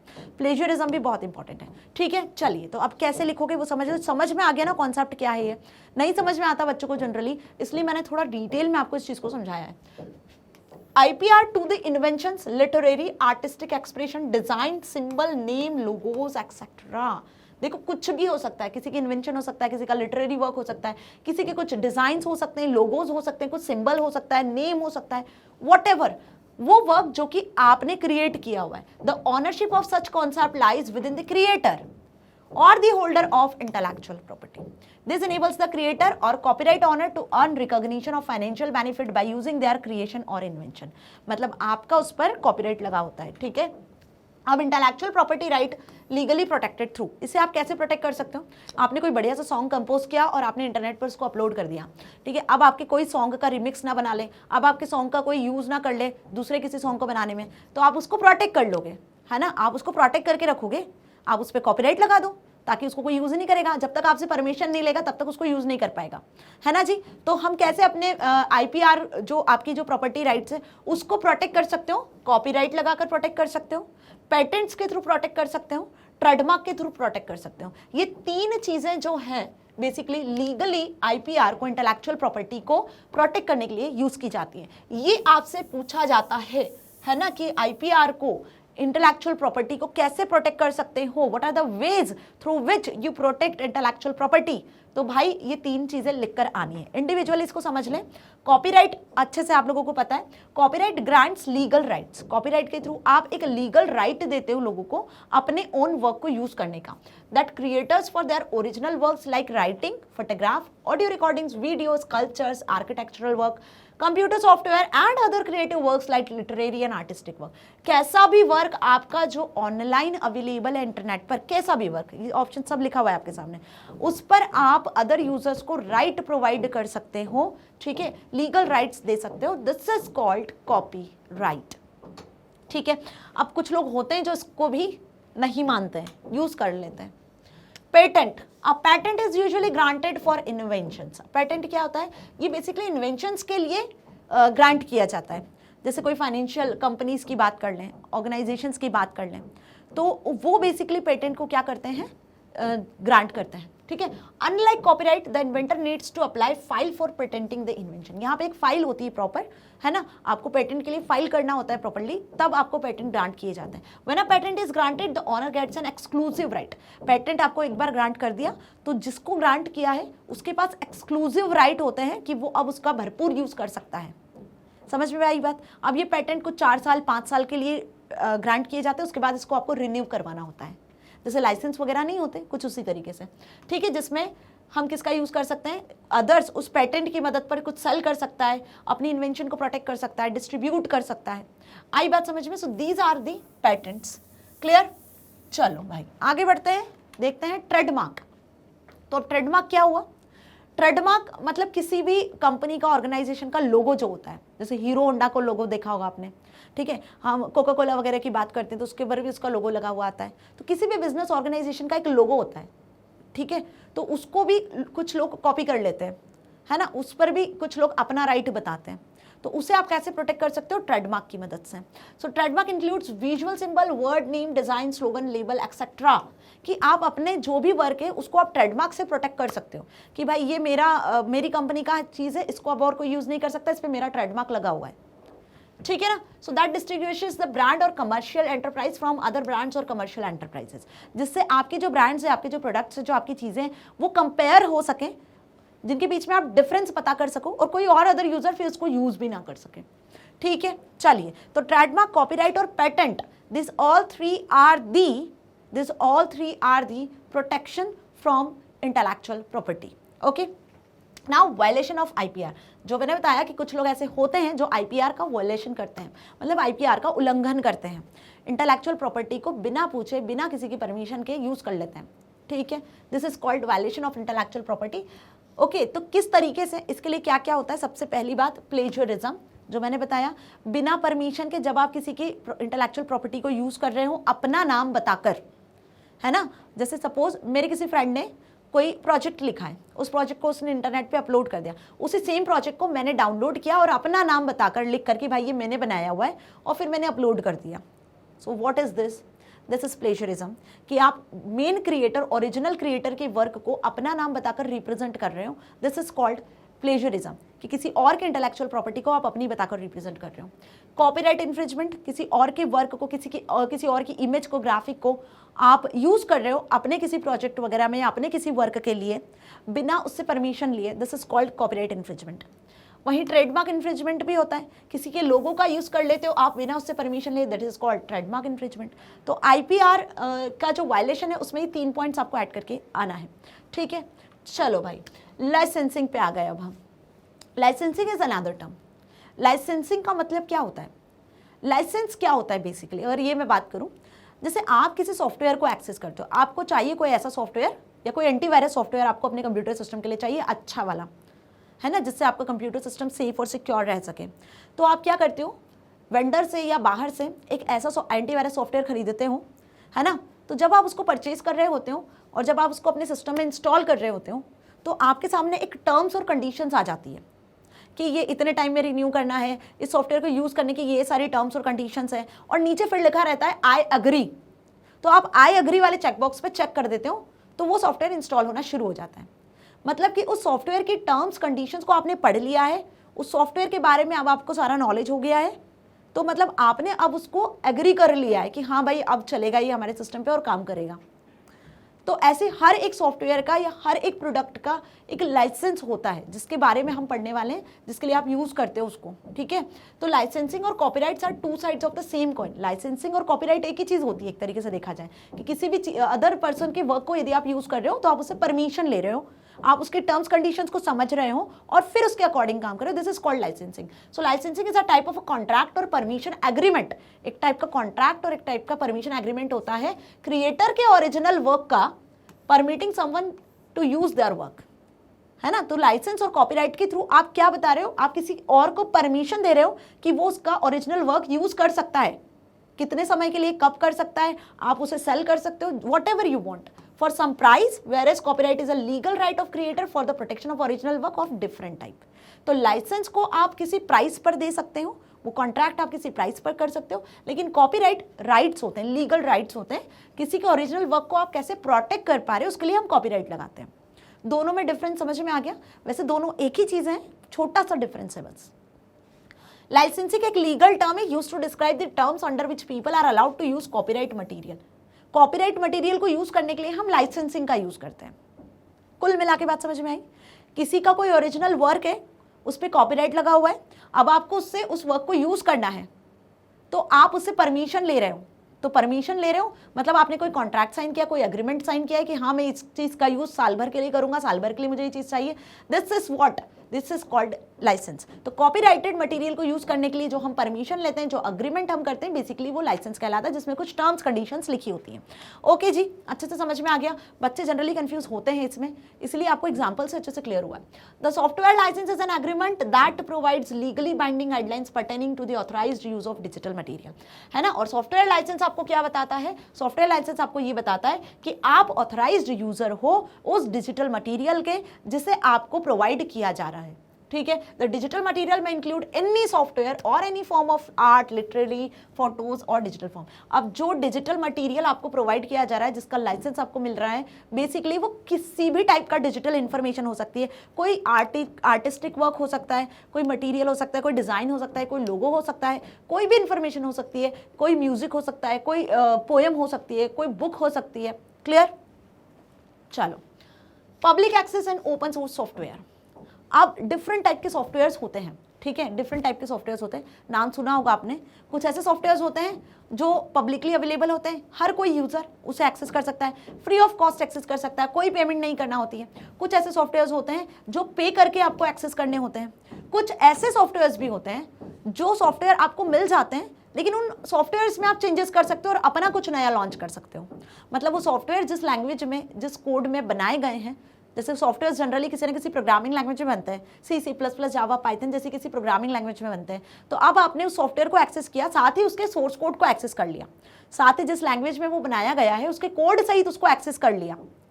तो इस टाइप के सॉफ्टवेयर को हम क्या कहते हैं? ओपन सोर्स सॉफ्टवेयर कहते हैं, जिनका सोर्स कोड ओपनली अवेलेबल होता है, उसमें आप चेंजेस कर सकते हो और फर्दर फिर कुछ नया लॉन्च कर सकते हो, कुछ नया वर्जन लेकर आ सकते हो। जैसे पाइथन प्रोग्रामिंग लैंग्वेज की मैं बात करूँ जो 12th में आपने पढ़ी है, MySQL सॉफ्टवेयर की बात करूँ, ये क्या है? ये सभी ओपन सोर्स सॉफ्टवेयर है। आप देखना इनकी ऑफिशियल वेबसाइट पर जाकर इनके बहुत सारे वर्जन आपको मिलेंगे, क्योंकि जो यूजर है ओपनली उसको एक्सेस करते हैं, उन्हें नॉलेज होता है, तो वो सोर्स कोड में चेंज करते हैं, अपने तरीके से सॉफ्टवेयर डिजाइन कर लेते हैं। So this is what? This is called open source software। और ये free of cost publicly available है, हर कोई इसे एक्सेस कर सकता है, ठीक है। तो free of cost publicly available है, सोर्स कोड फ्री में मिल रहा है, this is called open source software, free open source software.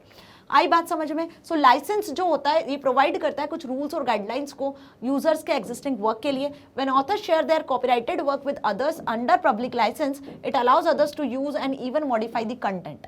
Open source licenses help others to contribute to existing work or project without seeking special individual permissions to do so। यहाँ पे आपको किसी की permission लेने की जरूरत नहीं है, वो ओपन सोर्स अवेलेबल है, आप उसके कंटेंट में चेंजेस कर सकते हो, आप उसके कंटेंट को इवन मॉडिफाई कर सकते हो, ठीक है। तो ये कुछ सॉफ्टवेयर होते हैं जो क्या कहलाते हैं? जो बेसिकली आपको परमिशन देते हैं ऑथर के वर्क को शेयर करने का, ठीक है। शेयर करने के साथ आप उसको यूज कर सकते हो, कॉपी कर सकते हो, मॉडिफाई कर सकते हो। These are called the open source softwares, okay.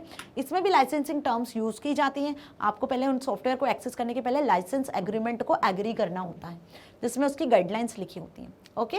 Now cyber crime, ये तो अब हमने अच्छे से समझ लिया कि ma'am IPR intellectual property right क्या होता है, कैसे आप अपने जो भी डिजिटल वर्क है उसको प्रोटेक्ट कर सकते हो, ये भी समझ लिया, डिजिटल प्रोटेक्शन, डेटा प्रोटेक्शन। अब साइबर क्राइम्स क्या होते हैं? साइबर क्राइम्स जो साइबर फ्रॉड्स होते हैं, जो दिन पे दिन बढ़ते चले जा रहे हैं, जिसका कोई अंत नहीं हुआ है अभी तक भी। आज भी यदि आप रिपोर्ट उठा के देखोगे, न्यूज़ देखोगे, तो उसमें आए दिन आपको सोशल मीडिया से रिलेटेड कुछ ना कुछ साइबर क्राइम्स के बारे में सुनने को मिलता है ना। तो बेसिकली ये होता क्या है, cyber criminal attacks a computer or a network to reach other computers in order to disable or damage data or services.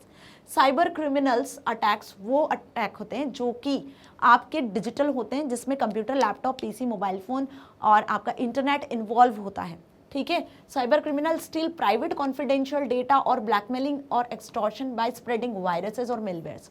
Cyber criminals जो होते हैं वो कैसे अटैक करते हैं, वायरसेस और मिलवेयर्स के फॉर्मेट में आपकी जो कॉन्फिडेंशियल इंफॉर्मेशन होती है, जो डेटा होता है, उसको एक्सेस करने की कोशिश करते हैं, आपके सिस्टम को हार्म करने की कोशिश करते हैं, आपकी प्राइवेसी को हार्म करने की कोशिश करते हैं। तो वायरसेस और मिलवेयर्स के थ्रू ये क्या करते हैं, अटैक करते हैं, ठीक है। अब हम देखेंगे क्या क्या एक्टिविटीज़ होती हैं, क्रिमिनल एक्टिविटीज़ क्या होती है। साइबर क्राइम तो अच्छे से समझ में आ गया, लिख कर क्या हो गया, क्लियर हो गया ना, 2 मार्क्स में पूछ लेंगे आपसे।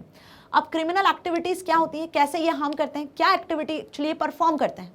तो the nature of criminal activities are alarmingly increasing. Obvious, जो मैंने बताया कि अलार्मिंगली ये क्या हो रहा है, डे बाय डे इंक्रीज होता जा रहा है with frequent reports of hacking, fishing और फ्रॉड ईमेल्स, आइडेंटिटी थेफ्ट, है ना। हैकिंग हो गया, फिशिंग, फ्रॉड ईमेल्स हो गए, आइडेंटिटी थेफ्ट हो गए, इनके थ्रू ये कुछ क्रिमिनल एक्टिविटीज़ है जिनके थ्रू जो साइबर क्राइम्स है वो बढ़ते चले जा रहे हैं। अब ये होते क्या हैं, इन्हें जरा 1 बाय 1 डिस्कस कर लें, क्योंकि ये आपसे 2-2 मार्क्स में पूछ सकते हैं। हैकिंग का क्वेश्चन भी आपसे पूछा जा सकता है, या आपसे एमसीक्यूज में भी पूछ सकते हैं। Hacking is a act of unauthorised access to a computer, network और एनी डिजिटल सबसिस्टम। अब देखो, बच्चों को ये बहुत पता है कि भाई हैकिंग को हवा बना के रखा है कि हैकिंग, लेकिन इसकी डेफिनेशन आ जाएगी तो नहीं लिख पाओगे। इसकी डेफिनेशन आ जाएगी तो आप सही फॉर्म में डेफिनेशन नहीं लिख कर आ पाओगे। आपको पता है कि हैकिंग का मतलब किसी की इंफॉर्मेशन को एक्सेस कर लेना बिना उसके पीछे, तो भाई यही तो होती है डेफिनेशन कि अनऑथराइज्ड यूजर, जिस यूजर को परमिशन नहीं होती है, उस यूजर के बिना किसी परमिशन के जब आप किसी के डेटा को एक्सेस करते हो, this is called hacking. So it is a kind of act of unauthorised access to computer network और एनी डिजिटल सिस्टम।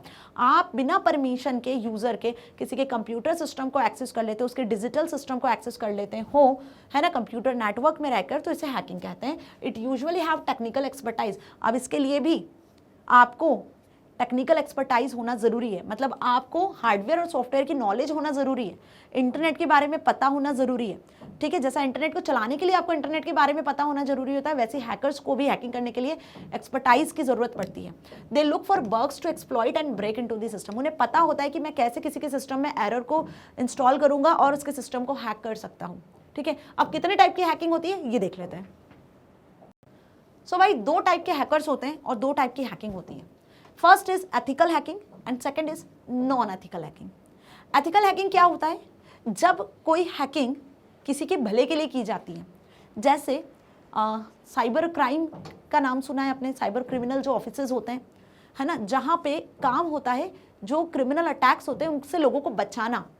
सो वो बेसिकली जो हैकिंग करते हैं ना, वो लोगों के भले के लिए कर रहे होते हैं, ठीक है। सो उसे हम कहते हैं एथिकल हैकिंग, जिसे हम वाइट हैट हैकर के नाम से भी जानते हैं। तो भाई ये नाम ध्यान रख लेना, ये आपसे एमसीक्यू में पूछ सकते हैं। एथिकल हैकर्स को हम वाइट हैट हैकर के नाम से भी जानते हैं। और वही नॉन एथिकल हैकर्स क्या होते हैं, ये ट्रस्टवर्दी पर्सन्स नहीं होते, ये बिना किसी की परमिशन के कहीं भी घुस जाते हैं, किसी भी इंफॉर्मेशन को एक्सेस कर लेते हैं और यूजर्स को परेशान करना, साइबर बुलिंग, साइबर ट्रॉलिंग जैसे केसेस में इन्वॉल्व होते हैं। तो इन्हें हम ब्लैक हैट हैकर्स या क्रैकर्स कहते हैं, ठीक है। नाम समझ लेना, कंफ्यूज मत होना। जनरली आपसे पूछ लिया व्हाइट हैट हैकर के बारे में बताओ, डिफाइन व्हाइट हैट हैकर, तो आपके माइंड से निकल जाएगा। यदि आपने यहाँ पे नहीं पढ़ा, आपको पता होगा कि एथिकल हैकर्स क्या होते हैं, उन्हीं को व्हाइट हैट हैकर कहते हैं, लेकिन वहाँ जनरली क्लिक नहीं होगा। इसलिए ये ध्यान रखना, इनमें डिफरेंस भी आता है। अब डिफरेंस आएगा तो क्या लिखोगे, सुनो। पहले बात कर रही हूँ मैं एथिकल हैकिंग की। Hacking when done with a positive intent, जब हैकिंग एक पॉजिटिव इंटेंशन के साथ की जाती है किसी को बचाने के लिए, ठीक है, is called ethical hacking. Such ethical hacker are known as white hat hackers. जो एथिकली हैकिंग की जाती है पॉजिटिव इंटेंशन के साथ, ठीक है, they are specialist in exploring any vulnerability or loophole by during testing of the software। अब ये जो एथिकल हैकर्स होते हैं ना, वो बेसिकली क्या परेशानी आ रही है, क्या वल्नरेबिलिटीज हो रही, कठिनाइयाँ आ रही है, क्यों सॉफ्टवेयर वर्क नहीं कर रहा है, किसने हैक किया हुआ है, किस तरीके से हैक किया हुआ है, इस इंफॉर्मेशन को लगाने में, इस इंफॉर्मेशन को पता करने में, कैसे सॉफ्टवेयर को बचाया जा सके, इसमें इसके लिए वो बेसिकली ट्रेंड होते हैं, एक्सपर्टाइज होते हैं। आई मेरी बात समझ में? सो इसीलिए हम इन्हें क्या कहते हैं, व्हाइट हैट हैकर्स कहते हैं। लेकिन वही बात कर ले हम नॉन एथिकल हैकर की, तो ये निगेटिव इंटेंशन के साथ में अनऑथराइज्ड यूजर्स होते हैं जिन्हें परमिशन ही नहीं होती है, फिर भी एक्सेस करते हैं इन्फॉर्मेशन को जबरदस्ती में। So non ethical hacker is one of who tries to gain unauthorised access to computer और network in order to steal sensitive data with the intent to damage और ब्रिंग डाउन सिस्टम। उनका motive यही रहता है कि system को damage करना है, सिस्टम की जो कंडीशन है वो खराब कर देनी है, ठीक है, जो इन्फॉर्मेशन है सेंसिटिव इन्फॉर्मेशन उसको चुरा लेना है, उसको स्टील कर लेना है, ये उनका मोटिव होता है। They are called black hackers और crackers. They are primary focus on security cracking and data stealing. Data को स्टील करना और प्राइवेसी को ब्रेक करना, प्राइवेसी को क्रैक कर देना, सिक्योरिटी क्रैक कर देना, ये बेसिकली इनका मेन मोटिव होता है। तो निगेटिव इंटेंशन है। आगे ये बात समझ में? तो हैकर्स समझ में आगे दो टाइप के होते हैं, पॉजिटिव और निगेटिव, एथिकल, नॉन एथिकल, ये उनके इंटेंशंस होते हैं। ओके, चलिए सेकेंड टाइप का हम पढ़ लेते हैं, cyber crime, that is fishing and fraud emails. ये भी आजकल बहुत बढ़ता चला जा रहा है ना। हैकर्स तो एक लेवल तक ठीक है, बट फिशिंग और ईमेल फ्रॉड्स बहुत ज़्यादा ट्रेंडिंग है, बहुत ज़्यादा ट्रेंडिंग है। फिशिंग और ईमेल फ्रॉड्स का मतलब क्या होता है? फिशिंग एक अनलॉफुल एक्टिविटी है वेयर फेक वेबसाइट्स और emails that look original or authentic are presented to user to fraudulent collect sensitive and personal information, particularly username, password, banking, credit card details etc. ये fishing कहलाता है। इसमें basically ये वो activity है, fishing वो नहीं है मछली पकड़ना, फिशिंग वो एक्टिविटी है जिसमें फेक जो वेबसाइट्स होती है ना, जो फ्रॉडुलेंट वेबसाइट्स होती हैं, जो कुछ दिनों के लिए दिखती हैं फिर चली जाती हैं, यूज़र के डेटा को एक्सेप्ट कर लेती हैं, यूज़र के सेंसिटिव इन्फॉर्मेशन ले लेती हैं, यूज़र्स को परेशान कर देती हैं और फिर चली जाती हैं। सुना होगा आपने, बहुत सी बार देखा भी होगा, कुछ मूवीज़ वगैरह में भी देखा होगा, या रियली न्यूज़ सुनते ही होंगे आप लोग कि किसी ने अननोन लिंक पे क्लिक कर दिया, या किसी के पास एक ऐसा मेल आया और उसने उस मेल को पढ़ा और उस वेबसाइट को जाके एक्सेस कर लिया, तो उसकी इन्फॉर्मेशन लॉस्ट हो गई, है ना। उस वेबसाइट पे उसने अपनी इन्फॉर्मेशन फिल कर दिया तो उसका आईडी हैक हो गया। ये कुछ चीज़ें होंगी जो आपने सुनी होगी। तो दिस इज कॉल्ड फिशिंग, कि यहाँ पे आपको ऐसा लगता है कि जो मेल आया है वो कोई ऑथेंटिकेटेड, कोई ओरिजिनल यूज़र है, लेकिन वो बेसिकली फ्रॉड्यूलेंट होता है। वो क्या होता है? फ्रॉड्यूलेंट होता है, जो कि आपकी पर्सनल इन्फॉर्मेशन को, आपके यूजर्स नेम को, आपके पासवर्ड को, आपकी बैंकिंग, क्रेडिट कार्ड डिटेल को एक्सेस करने के लिए यूज होता है, ठीक है। The most common fishing method is through email spoofing, और सबसे ज़्यादा जो ये जो फिशिंग अटैक होता है ना, वो ईमेल स्पूफिंग के थ्रू ही होता है, मतलब ईमेल के थ्रू ही होता है। इसीलिए तो कहते हैं कि जंक मेल और जो स्पैम मेल्स होते हैं ना, जब आप मेल अपना ईमेल ओपन करते हो, ईमेल अकाउंट, तो वहाँ पे राइट साइड में आपको क्या दिखता है? Inbox, draft, junk mail, spam mail, compose mail, ऐसे कुछ ऑप्शंस दिखते हैं। तो हमेशा जंक मेल और स्पैम मेल वाला जो फोल्डर है उसे क्लियर करते रहा करो, उसमें जितने भी मेल्स उसको डिलीट कर दिया करो, क्योंकि उन्हीं में इस तरीके के मैसेजेस जो होते हैं ना, मेल्स होते हैं, वो आते हैं, ठीक है। वेर आर अ फेक और forged email addresses is used and user presumes it to be from an authentic source. आपको ऐसा लगता है कि वो आपका कोई फ्रेंड है या आपका कोई जाना पहचाना पर्सन है जिसने ये मेल किया है, लेकिन एक्चुअल में वो होता कौन है? फ्रॉड्यूलेंट होता है। जैसे फॉर एग्जांपल मैं बात करूं, SBI बैंक की बात करती हूँ ना, just I will give an example कि sbi.gov.in ये वेबसाइट है, ठीक है। अब इससे कोई मेल आया आपको, ठीक है। अब आपने क्या किया? आपने जस्ट देखा कि हाँ SBI का है, आपने ध्यान से नहीं देखा, ठीक है। तो ये तो वैलिड आईडी है, ये वैलिड है। फिर एक फ्रॉड्यूलेंट वेबसाइट से मेल आता है SBII करके .gov.in। अब ये एक फर्जी वेबसाइट है, देखो SBI का जो यूज़र नेम है वो SBI होना चाहिए, II है, और इसने कोई मेल भेजा है आपको। अब आपने ध्यान से नहीं देखा, आपको लगा बैंक से मेल आया, आपने ओपन किया, और जैसे ही आपने ओपन किया, आपने कुछ इन्फॉर्मेशन एंटर किया, आईडी पासवर्ड वगैरह एंटर किया, तो आपका बैंक क्रेडेंशियल्स वगैरह सारी चीज़ें चली गई, बैंक अकाउंट खाली। तो ऐसे कुछ जो मेल्स होते हैं ना, ऐसे कुछ जो मेल्स होते हैं बेसिकली वो फिशिंग अटैक के अंदर आते हैं, जिसमें आपको अवेयर रहना है। अब आप कैसे अवेयर रहोगे? अब आप सोच रहे होंगे कि हम अवेयर कैसे रहें मैम? तो भाई पहली चीज़ तो केयरफुल रहो, और केयरफुल रहने के लिए ध्यान से एक चीज़ ध्यान रखना, HTTPS प्रोटोकॉल ज़रूर देखना। किसी भी वेबसाइट के आगे जब HTTPS प्रोटोकॉल लगा है, मीन्स कि वो क्या है? सेफ वेबसाइट है। ये जो S है ना, वो सिक्योरिटी को बताता है कि आप सिक्योर वेबसाइट पे काम कर रहे हो। सपोज मैंने बोला HTTPS के आगे आप SBI की वेबसाइट पे गए हो .gov.in, तो ये जो S है ना, ये बेसिकली फर्जी वेबसाइट पे जाता ही नहीं है, सिक्योर वेबसाइट को सही डेटा आपको फैच करके देता है। HTTPS से जितनी भी वेबसाइट, वेब एड्रेस आपको मिलते हैं वो सिक्योर ही रहते हैं, उन पे आप ट्रस्ट कर सकते हो, उनके थ्रू जो लिंक आ रही है उस पर आप क्लिक कर सकते हो। आई मेरी बात समझ में अच्छे से? तो ये सिक्योरिटी कैसे प्रोवाइड कर रहा है? तो यहाँ पे यूज होती है एक टेक्निक जिसे हम कहते हैं इनक्रिप्शन टेक्निक। ये भी याद रख लेना, कौन सी टेक्निक यूज करता है ये? Encryption technique. क्या होता है इनक्रिप्शन? तो जो भी डेटा ट्रांसफर हो रहा होता है ना, उसमें इनक्रिप्शन टेक्निक में डेटा के साथ में की ऐड कर देता है। क्या ऐड कर देता है? एक स्पेशल की। अब जब तक ये रिसीवर के पास नहीं पहुंचेगा ना डेटा, तब तक ये डेटा डिक्रिप्ट ही नहीं होगा, इनक्रिप्ट ही रहेगा। तो सेंडर ने जब डेटा को HTTPS प्रोटोकॉल के थ्रू ट्रांसफर किया है अपने सिस्टम से, तो वो इनक्रिप्टेड वे में जाएगा। डेटा के साथ में एक डेटा को लॉक कर दिया जाएगा इस की से, और इस की को ओपन कौन कर पाएगा? इस डेटा को ओपन कौन कर पाएगा? इसकी चाबी किसके पास होगी? सिर्फ और सिर्फ रिसीवर के पास। रिसीवर के अलावा कोई और पर्सन इसे एक्सेस ही नहीं कर पाएगा, क्योंकि यहां पर रिसीवर का एड्रेस मेंशन करते हो आप। क्या मेंशन करते हो? रिसीवर का एड्रेस। बीच में यदि कोई हैकर इसे हैक भी कर लेता है तो वो डेटा इसके लिए यूजफुल ही नहीं रहता है, क्योंकि वो किसी और लैंग्वेज में कन्वर्ट हो जाता है। आई बात समझ में? और ये सब काम करने के लिए ना, ये सब मैनुअली नहीं होता कुछ भी, ये सब करने के लिए यहाँ एक प्रोटोकॉल काम करता है जिसका नाम है secure socket layer. Secure socket layer protocol का ही काम होता है एनक्रिप्शन टेक्निक को यूज करना। ये एनक्रिप्शन टेक्निक के लिए सिक्योर सॉकेट लेयर प्रोटोकॉल काम करता है, जो कि डेटा के साथ में की को अटैच कर देता है, जिसे हम क्रिप्टोग्राफी टेक्निक के नाम से भी जानते हैं।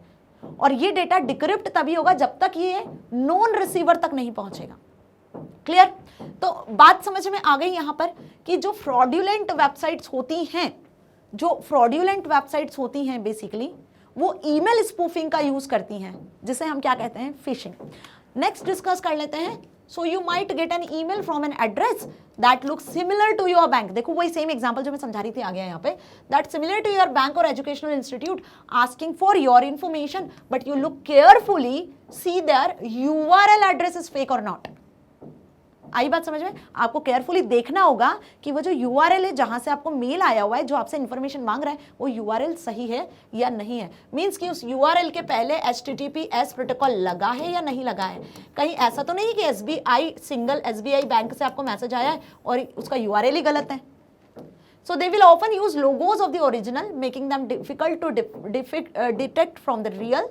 Phishing attempts through phone calls और text messages are also common these days. अब हो सकता है SBI का जो लोगो है वो सेम लगा दिया उसने लोगो, तो हो सकता है लोगो को देखकर आपने क्लिक कर दिया और इन्फॉर्मेशन फिल कर दी। तो भाई ऐसा नहीं करना है, जैसा बता रही वो ध्यान रखना है। ठीक है, चलो। तो फिशिंग अटैक अच्छे से समझ में आ गया, जिसमें ईमेल स्पूफिंग पे ज्यादा जोर दिया गया है। Now identity theft is the another criminal activity. अब आइडेंटिटी थेफ्ट क्या होता है? तो भाई ध्यान से समझो, किसी का फेसबुक अकाउंट या इंस्टाग्राम अकाउंट हैक हो जाता है। सुना है आपने, होता है जनरली, सुना भी होगा। तो वो क्या हुआ? वो किस टाइप का क्रिमिनल एक्टिविटी है? This is called identity theft.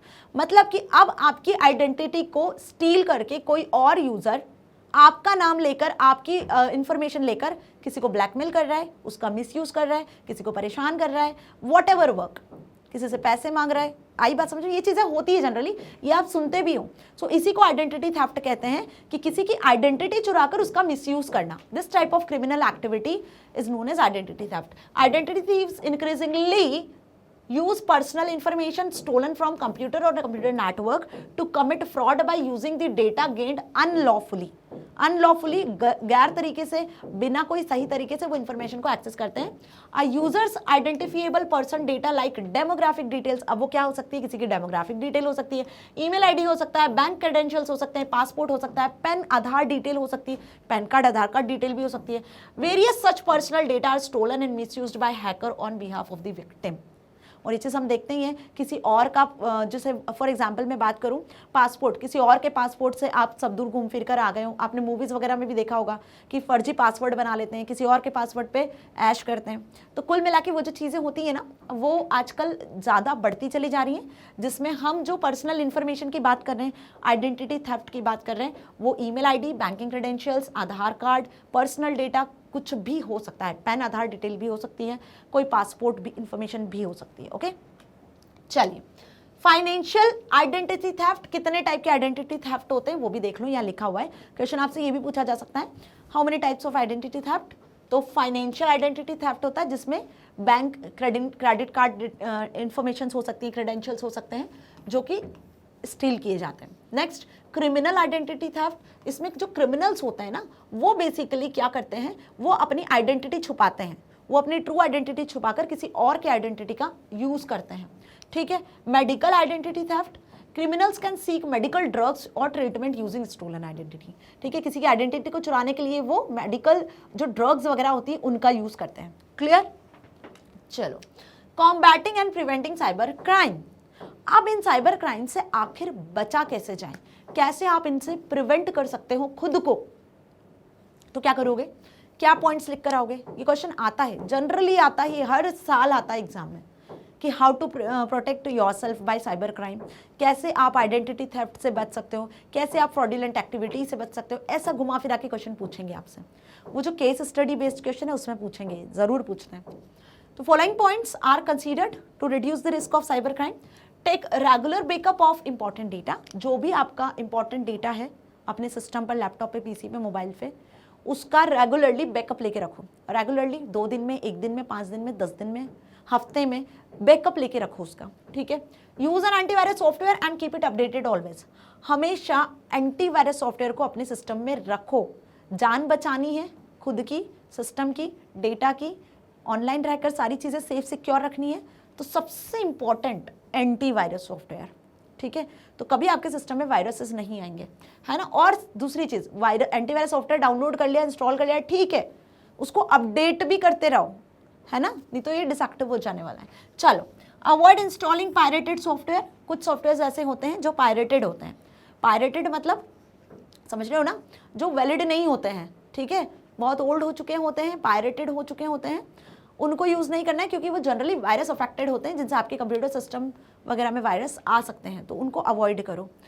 Legal जो लाइसेंस्ड सॉफ्टवेयर है उनका यूज़ करना चाहिए। Always download software from known and secure sites. आ गई बात जो मैंने अभी आपको बताई कि जब भी किसी सॉफ्टवेयर को डाउनलोड करते हो, जब भी किसी वेबसाइट को एक्सेस करते हो, अपनी इंफॉर्मेशन एंटर करने वाले होते हो, तो सेफ और सिक्योर वेबसाइट का यूज करो। बी रिमेंबर कि HTTPS प्रोटोकॉल उस वेबसाइट के आगे लगा हो, मींस आप ट्रस्ट कर सकते हो कि अब ये जो वेबसाइट है वो सही है, वहां से आप डाउनलोड कर सकते हो।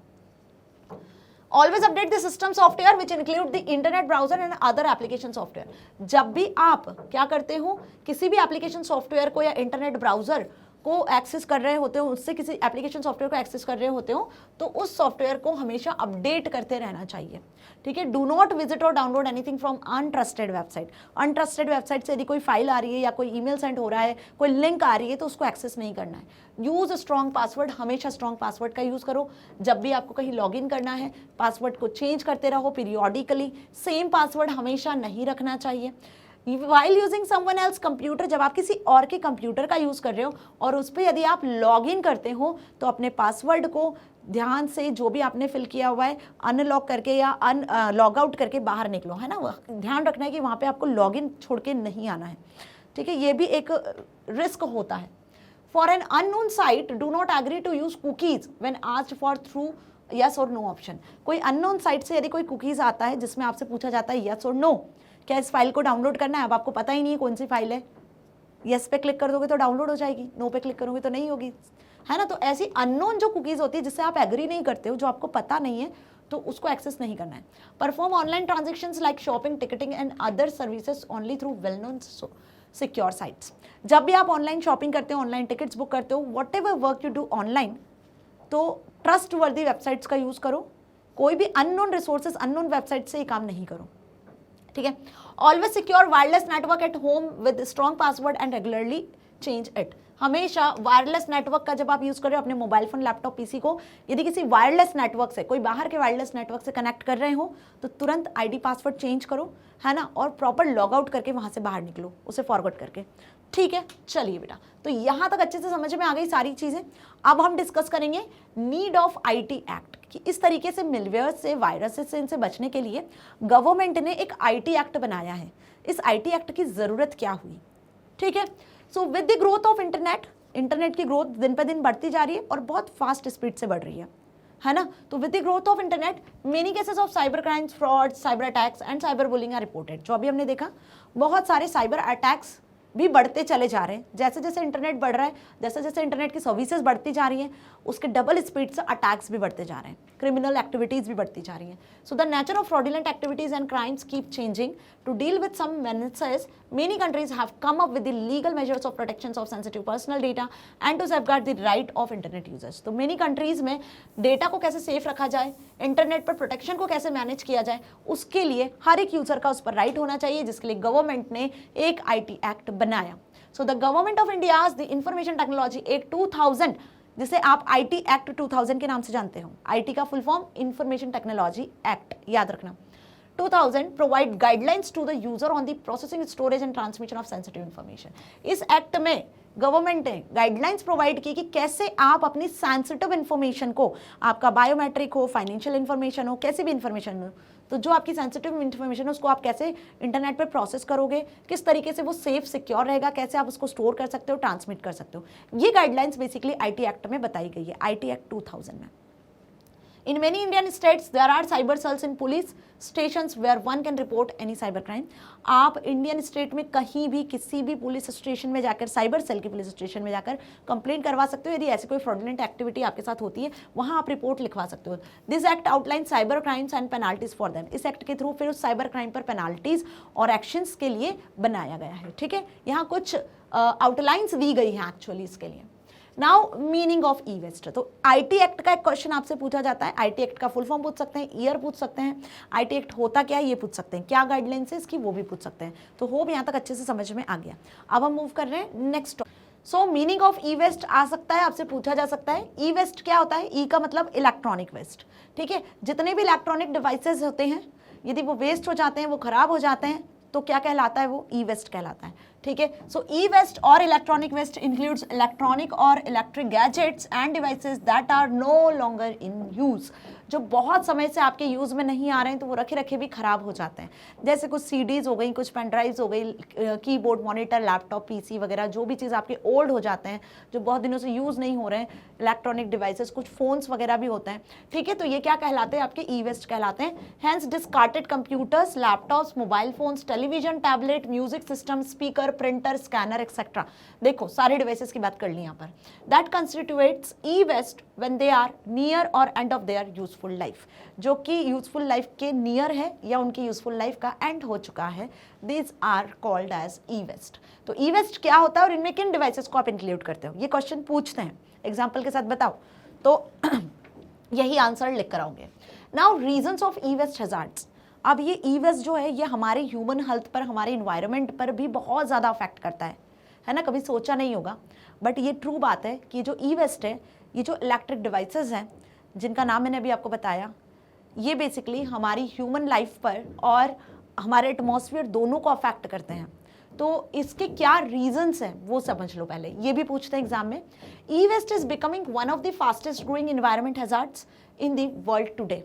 ये आजकल जो है सबसे ज़्यादा फास्टेस्ट ग्रोइंग हज़ार्ड के फॉर्मेट में हम इसे देख सकते हैं, क्योंकि डे बाय डे इंटरनेट बढ़ता जा रहा है, इंटरनेट की दुनिया में हम जीते जा रहे हैं, तो कहीं ना कहीं हम डिजिटल होते जा रहे हैं।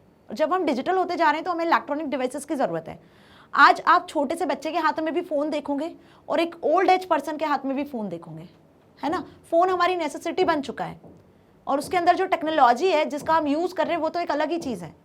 तो जितने ज़्यादा इंक्रीजिंग वे में ये सारी चीज़ें बढ़ रही हैं, इनका यूज़ बढ़ रहा है, उतने ही ज़्यादा इंक्रीजिंग वे में ई वेस्ट भी बढ़ता जा रहा है। ठीक है, so lack of awareness and appropriate skill to manage it has further worsened the problem. अब इन्हें कैसे आपको संभाल के रखना है, इनको कैसे आपको केयर करना है, तो लैक ऑफ अवेयरनेस और अप्रोप्रिएट स्किल्स, इसकी वजह से हम क्या बोल सकते हैं कि ये जो ई वेस्ट है, ये जो ई वेस्ट हज़ार्ड है, ये बढ़ता जा रहा है। Okay, now impact of and management of e waste. अब इसके क्या इम्पैक्ट है, इन्वायरमेंट पे क्या इम्पैक्ट है, सोसाइटी पर क्या इम्पैक्ट है, और ई वेस्ट को मैनेज कैसे करना है वो पढ़ते हैं।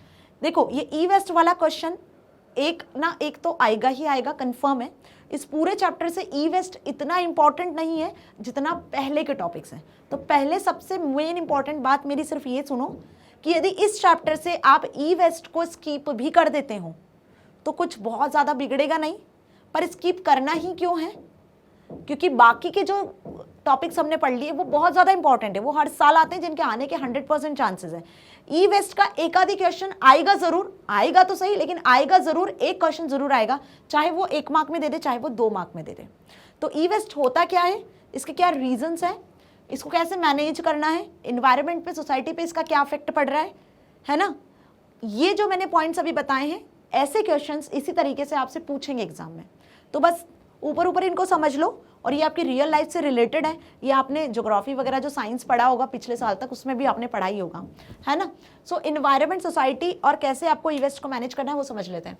ई वेस्ट का इम्पैक्ट क्या पड़ता है हमारे इन्वायरमेंट पर। To some extent e waste is responsible for degradation of environment. हमारे इन्वायरमेंट को डिग्रेड करने में भी इसका हाथ है ई वेस्ट का। Whether it is emission of gases और फ्यूम्स इनटू द एटमॉस्फेयर। अब कुछ ऐसे भी इलेक्ट्रॉनिक डिवाइसेस होते हैं जिसमें से इमिशंस या कुछ ऐसी गैसेस या कुछ ऐसे फ्यूम्स निकलते हैं जो हार्मफुल होते हैं इन्वायरमेंट के लिए। जैसे आपने देखा है कि जो फ़ोन्स होते हैं उसको बोलते हैं ना कि ह्यूमन से दूर रखना चाहिए, सोते समय कान के पास या आपके पास में आपको फ़ोन नहीं रखना चाहिए, उसमें से ऐसी रेडिएशंस आती हैं जो आपको अफेक्ट करती हैं, वो इन्वायरमेंट को भी तो अफेक्ट करती है ना, ठीक है। कुछ ऐसे भी इलेक्ट्रिक गैजेट्स होते हैं जिसमें से कुछ लिक्विड वेस्ट निकलता है जो कि हार्म करता है इन्वायरमेंट को, ठीक है। All the contributes to environmental pollution is someway to other, okay. अब इसको मैं और डिटेल में आपको पढ़ाऊंगी, एक टेबुलर डेटा के फॉर्मेट में मैंने इसे यहाँ मेंशन किया हुआ है जो आप इजीली समझ पाओगे और आंसर लिख कर आ जाओगे। अब ह्यूमंस पे कैसे अफेक्ट कर रहा है। सो द इलेक्ट्रिकल और electronic devices are manufactured using certain metals और एलिमेंट। ऑब्वियस ये जो इलेक्ट्रिकल डिवाइसेस हैं ये किसी मेटल्स के बनते हैं, है ना। अब मेटल्स, हर एक मेटल ह्यूमंस के लिए सही हो ये ज़रूरी नहीं है। कुछ लेड, बेरिलियम, कैडमियम, प्लास्टिक इनसे बनते हैं। अब आपको पता ही है कि लेड, बेरिलियम, प्लास्टिक कितना हार्मफुल होता है ह्यूमंस के लिए। If e waste is not dispose in proper manner, यदि इसको प्रॉपर मैनर में डिस्पोज नहीं किया जाता है, कहीं भी बाहर रखा है, कहीं ओपन एरिया में रखा हुआ है, बहुत दिनों से रखा हुआ है, तो ऑब्वियस उससे कुछ ऐसे फ्यूम्स या कुछ ऐसे रेडिएशंस इमिट होंगे जो ह्यूमंस को ही नहीं बल्कि इन्वायरमेंट को भी हार्म करेंगे। So it can be extremely harmful to humans, plants, animals in the environment, okay. कैसे, देखो ध्यान से समझना, ये टेबल अच्छे से समझ लेना, ठीक है ना। लेड मेटल की यदि मैं बात करूं, जो मॉनिटर्स लेड मेटल से, जो बैटरीज वगैरह होती हैं वो लेड मेटल से बनता है। जो बैटरी वगैरह होती है किसी भी इलेक्ट्रॉनिक डिवाइस में, और जो मॉनिटर होता है कंप्यूटर सिस्टम में, वो लेड मेटल का बना होता है। ये कैसे अफेक्ट करता है ह्यूमन को, lead poisoning kidney, brain, central nervous system पर अफेक्ट करता है। Lead metal used in monitors and batteries का तो हो गया, है ना। इसमें स्किन डिसीजेज हो सकती है, एलर्जीज हो सकती है, लंग कैंसर जैसे केसेस बढ़ सकते हैं। कॉपर की यदि मैं बात करूं, जो कि वायर को जलाने पर कॉपर एक्सट्रैक्ट जो होता है तो उससे न्यूरोलॉजिकल डिसऑर्डर्स बढ़ सकते हैं, ठीक है। कैडमियम की बात करूं तो जो कंप्यूटर सिस्टम में, प्रोसेसर में सेमीकंडक्टर्स, रजिस्टर्स लगे होते हैं वो किसके बनते हैं, कैडमियम के बनते हैं, जिससे किडनी, लीवर, बोन्स पर अफेक्ट पड़ सकता है। यदि ये वेस्ट हो रहे हैं तो बहुत दिनों से रखे हुए हैं, यूज नहीं हो रहे हैं, या बहुत ज्यादा आपने यूज कर लिया है, अप्रॉक्स इनका एंड स्टेज आ चुका है, तो in that case they harm the humans. Plastic reacts with air and moisture. Obvious plastic तो आप सभी को अच्छे से पता है, एयर और मॉइस्चर के साथ में यदि वो रिएक्ट कर गया प्लास्टिक, तो obvious it damage the immune system, stress and anxiety. तो ये कुछ कॉजेज हैं, ये कुछ इम्पैक्ट्स हैं जो ह्यूमंस पर होते हैं जब ई वेस्ट होता है, इलेक्ट्रॉनिक गैजेट्स का वेस्ट होता है, तो वो कुछ इन मेटल्स से मिलकर बने होते हैं जिनका ह्यूमन पर रॉन्ग इफेक्ट पड़ता है, ओके। अब इनको मैनेज कैसे करना है मैम, तो इनके मैनेजमेंट के भी तो कुछ स्किल्स हैं, कुछ पॉइंट्स होंगे। यस, तो मैनेज करने के पॉइंट्स सुन लो क्या होंगे। E waste management is efficient disposal of e waste. सबसे पहला तो जब भी इलेक्ट्रॉनिक वेस्ट यदि होता है, आपको लगता है कि ये सीडी, ये पेन ड्राइव या ये मॉनिटर या लैपटॉप, स्पीकर, प्रिंटर, स्कैनर ये आपके काम का नहीं है, ये मोबाइल अब आपके काम का नहीं है ना, इसमें प्रॉब्लम हो गई है, अब आप इसको कभी यूज़ नहीं करोगे, तो इसको प्रॉपरली डिस्पोज करो। पहली बात, सही तरीका। Although we can not completely destroy e waste, जब आप इसको कंप्लीटली डिस्ट्रॉय नहीं करते हो, still certain steps and measure have to be taken to reduce harm the humans and environment. तो आप कुछ स्टेप्स को फॉलो कर सकते हो। यदि आप इसको प्रॉपर्ली डिस्पोज नहीं कर पा रहे हो तो 3 मेथड्स हैं जो सबसे ज़्यादा इंपॉर्टेंट होती है इलेक्ट्रॉनिक वेस्ट के लिए, वो है रिड्यूस, रीयूज एंड रिसाइकल। तो आप इसका यूज़ कर सकते हो, और साइंस में आपने ये पढ़ा ही होगा, है ना, और इसके बारे में आप जानते भी होंगे, ठीक है। तो method of e waste management are 3 R's। कौन है, 3 R's, और ये 3 R's क्या है, रिड्यूस, रीयूज एंड रिसाइकल। आई बात समझ में अच्छे से। चलो अब इसमें क्या करना है ये भी देख लो, 2-2 लाइन में लिख कर आ जाना, कभी आ जाएगा तो ठीक है। तो वी शुड ट्राई रिड्यूस, बता रही हूँ पहले, we should try to reduce the generation of e waste by purchasing the electronic और devices only according to our need. आप सबसे पहले तो जब तक कि आपको बहुत ज़्यादा ज़रूरत नहीं होती किसी इलेक्ट्रॉनिक डिवाइस की, तब तक आप किसी भी इलेक्ट्रॉनिक डिवाइस को परचेज मत करो, है ना, परचेसिंग को रिड्यूस करो। आई मेरी बात समझ में? Good maintenance of electronic devices also increases the life of the devices. अब यदि आपने डिवाइस परचेज कर लिया, आपको बहुत ज़्यादा ज़रूरत है सपोज प्रिंटर की, तो आपने प्रिंटर परचेज कर लिया, स्कैनर की ज़रूरत है, स्कैनर परचेज कर लिया, ठीक है, तो भाई उसको प्रॉपर तरीके से मेंटेन करो, उसकी लाइफ मेंटेन करो। मतलब जब आप किसी चीज़ को मेंटेन करके चलते हो, प्रॉपर उसमें से डस्ट वगैरह हटाते हो, उसको प्रॉपर तरीके से केयर करते हो, तो उसकी लाइफ आगे बढ़ती है, वो ई वेस्ट में कन्वर्ट होने से बचता है। This is called reduce. Now what is reuse? It is the process of reusing the electronic और electric waste after slight modification. आप किसी इलेक्ट्रॉनिक वेस्ट में यदि कुछ मॉडिफिकेशन कर दो और उससे कुछ नया बन जाता है जो आपके यूजफुल होता है, this is called reuse ना। so the process of reselling old electronic goods at lower price is called refurbishing। आई बात समझ में? मतलब यहाँ पे आप क्या कर सकते हो, जो इलेक्ट्रॉनिक वेस्ट है आपका, उसे यदि आप सेल कर देते हो, ठीक है, लोएस्ट प्राइस में, तो वो यदि किसी के यूज हो रहा है तो वो उसे रीयूज कर पा रहा है, और यदि वो किसी के रीयूज नहीं हो रहा है तो हम क्या बोलेंगे, इस होल प्रोसेस को रिफर्बिशिंग कहेंगे। ठीक है, आई बात समझ में अच्छे से कि रीयूज में आपको क्या लिख कर आना है कुल मिला के? ठीक है, चलिए मैम, रिड्यूस समझ में आ गया, रीयूज समझ में आ गया। Now what is recycle? तो recycle is the process of conversion of electronic device into something that can be used again and again in some other manner. वही लाइन है कि कोई इलेक्ट्रॉनिक वेस्ट जिसको आप अगेन एंड अगेन रीयूज कर पा रहे हो कुछ और तरीके से, किसी और मैनर में, this is called recycle. Only those product should be recycled that can not be repaired, refurbished and reused. वही प्रोडक्ट रिसाइकल होते हैं जो कि बेचे नहीं जा सकते, जो कि रिपेयर नहीं हो सकते हैं, और जो रीयूज नहीं हो सकते हैं, उन्हीं को आप क्या कर सकते हो, रिसाइकल कर सकते हो। उन्हीं को रिसाइकल करना भी चाहिए। जब आप किसी इलेक्ट्रॉनिक वेस्ट को रिपेयर कर सकते हो, यूज कर सकते हो, तो उसको रिसाइकल क्यों करोगे, है ना? जब आप किसी प्रोडक्ट, किसी इलेक्ट्रॉनिक गैजेट को रीसेल कर सकते हो लोएस्ट प्राइस में, तो उसे क्यों रिसाइकल करोगे, है ना? आई बात समझ में? So to promote recycling of e waste, many companies and NGOs are providing door to door pickup facilities and collecting the e waste from homes and offices. आजकल गवर्नमेंट, आप देख रहे हो कि कितना ज़्यादा क्लीननेस को लेकर अलर्ट है। तो ऐसे एनजीओज और बहुत सारी ऐसी ऑर्गेनाइजेशंस हैं जो डोर टू डोर जाकर आपके इलेक्ट्रॉनिक जितने भी वेस्ट हैं उनको कलेक्ट करते हैं, रिड्यूस, रिसाइकल और रीयूज में से किसी भी मेथड का यूज करके ई वेस्ट को कम करने की कोशिश कर रहे हैं। तो क्यों ना आप और हम भी इसमें इन्वॉल्व हो जाए, राइट? तो होप आपको सारी चीज़ें अच्छे से समझ में आ गई यहाँ तक कि कैसे आप इलेक्ट्रॉनिक वेस्ट को क्या कर सकते हो, मैनेज कर सकते हो। तो इस चैप्टर से रिलेटेड जितने भी इंपॉर्टेंट टॉपिक्स हो सकते हैं वो सब मैंने आपको समझा दिए। क्या क्या इंपॉर्टेंट क्वेश्चंस आपसे पूछे जा सकते हैं वो भी मैंने बता दिए। ई वेस्ट का एक क्वेश्चन आएगा, छोटा सा क्वेश्चन आएगा 2 मार्क का या मे बी 1 मार्क का, तो आपको मेथड्स याद कर लेनी है। आपको जो छोटे छोटे पॉइंट्स है ई वेस्ट का डेफिनेशन, एग्जाम्पल्स और इनका क्या इफेक्ट पड़ रहा है ह्यूमंस पे, सोसाइटीज पर, इसको कैसे मैनेज कर सकते हैं, ये पॉइंट्स आपको याद कर लेना है। बाकी जो इंपॉर्टेंट टॉपिक्स है ई वेस्ट के पहले तक वो very very very very important है, हर साल पेपर में आते हैं, इस बार भी आपके पेपर में जरूर आएंगे। सो डियर स्टूडेंट्स, यहाँ पे आईपी के सारे यूनिट्स के वीडियोज मैंने आपको प्रोवाइड कर दिए हैं। मतलब आपका जो यूनिट 1 है, यूनिट 1 जिसमें डेटाबेस हमने सीखा, डेटाबेस का लिंक भी आपको मिल जाएगा। Data handling using pandas part 1 matplotlib library के साथ, उसका भी लिंक आपको मिल जाएगा। 2 अलग अलग वीडियो में मैंने ये समझाया हुआ है। 3rd हमने कंप्यूटर नेटवर्क, आईपीसीएस दोनों का साथ में पढ़ा था, उसका भी लिंक आपको डिस्क्रिप्शन में मिल जाएगा। और सोसाइटल इम्पैक्ट का वीडियो भी मैंने आज कंप्लीट कर दिया है। तो आपका आईपी का पूरा सिलेबस मैंने यहाँ कवर करवा दिया है।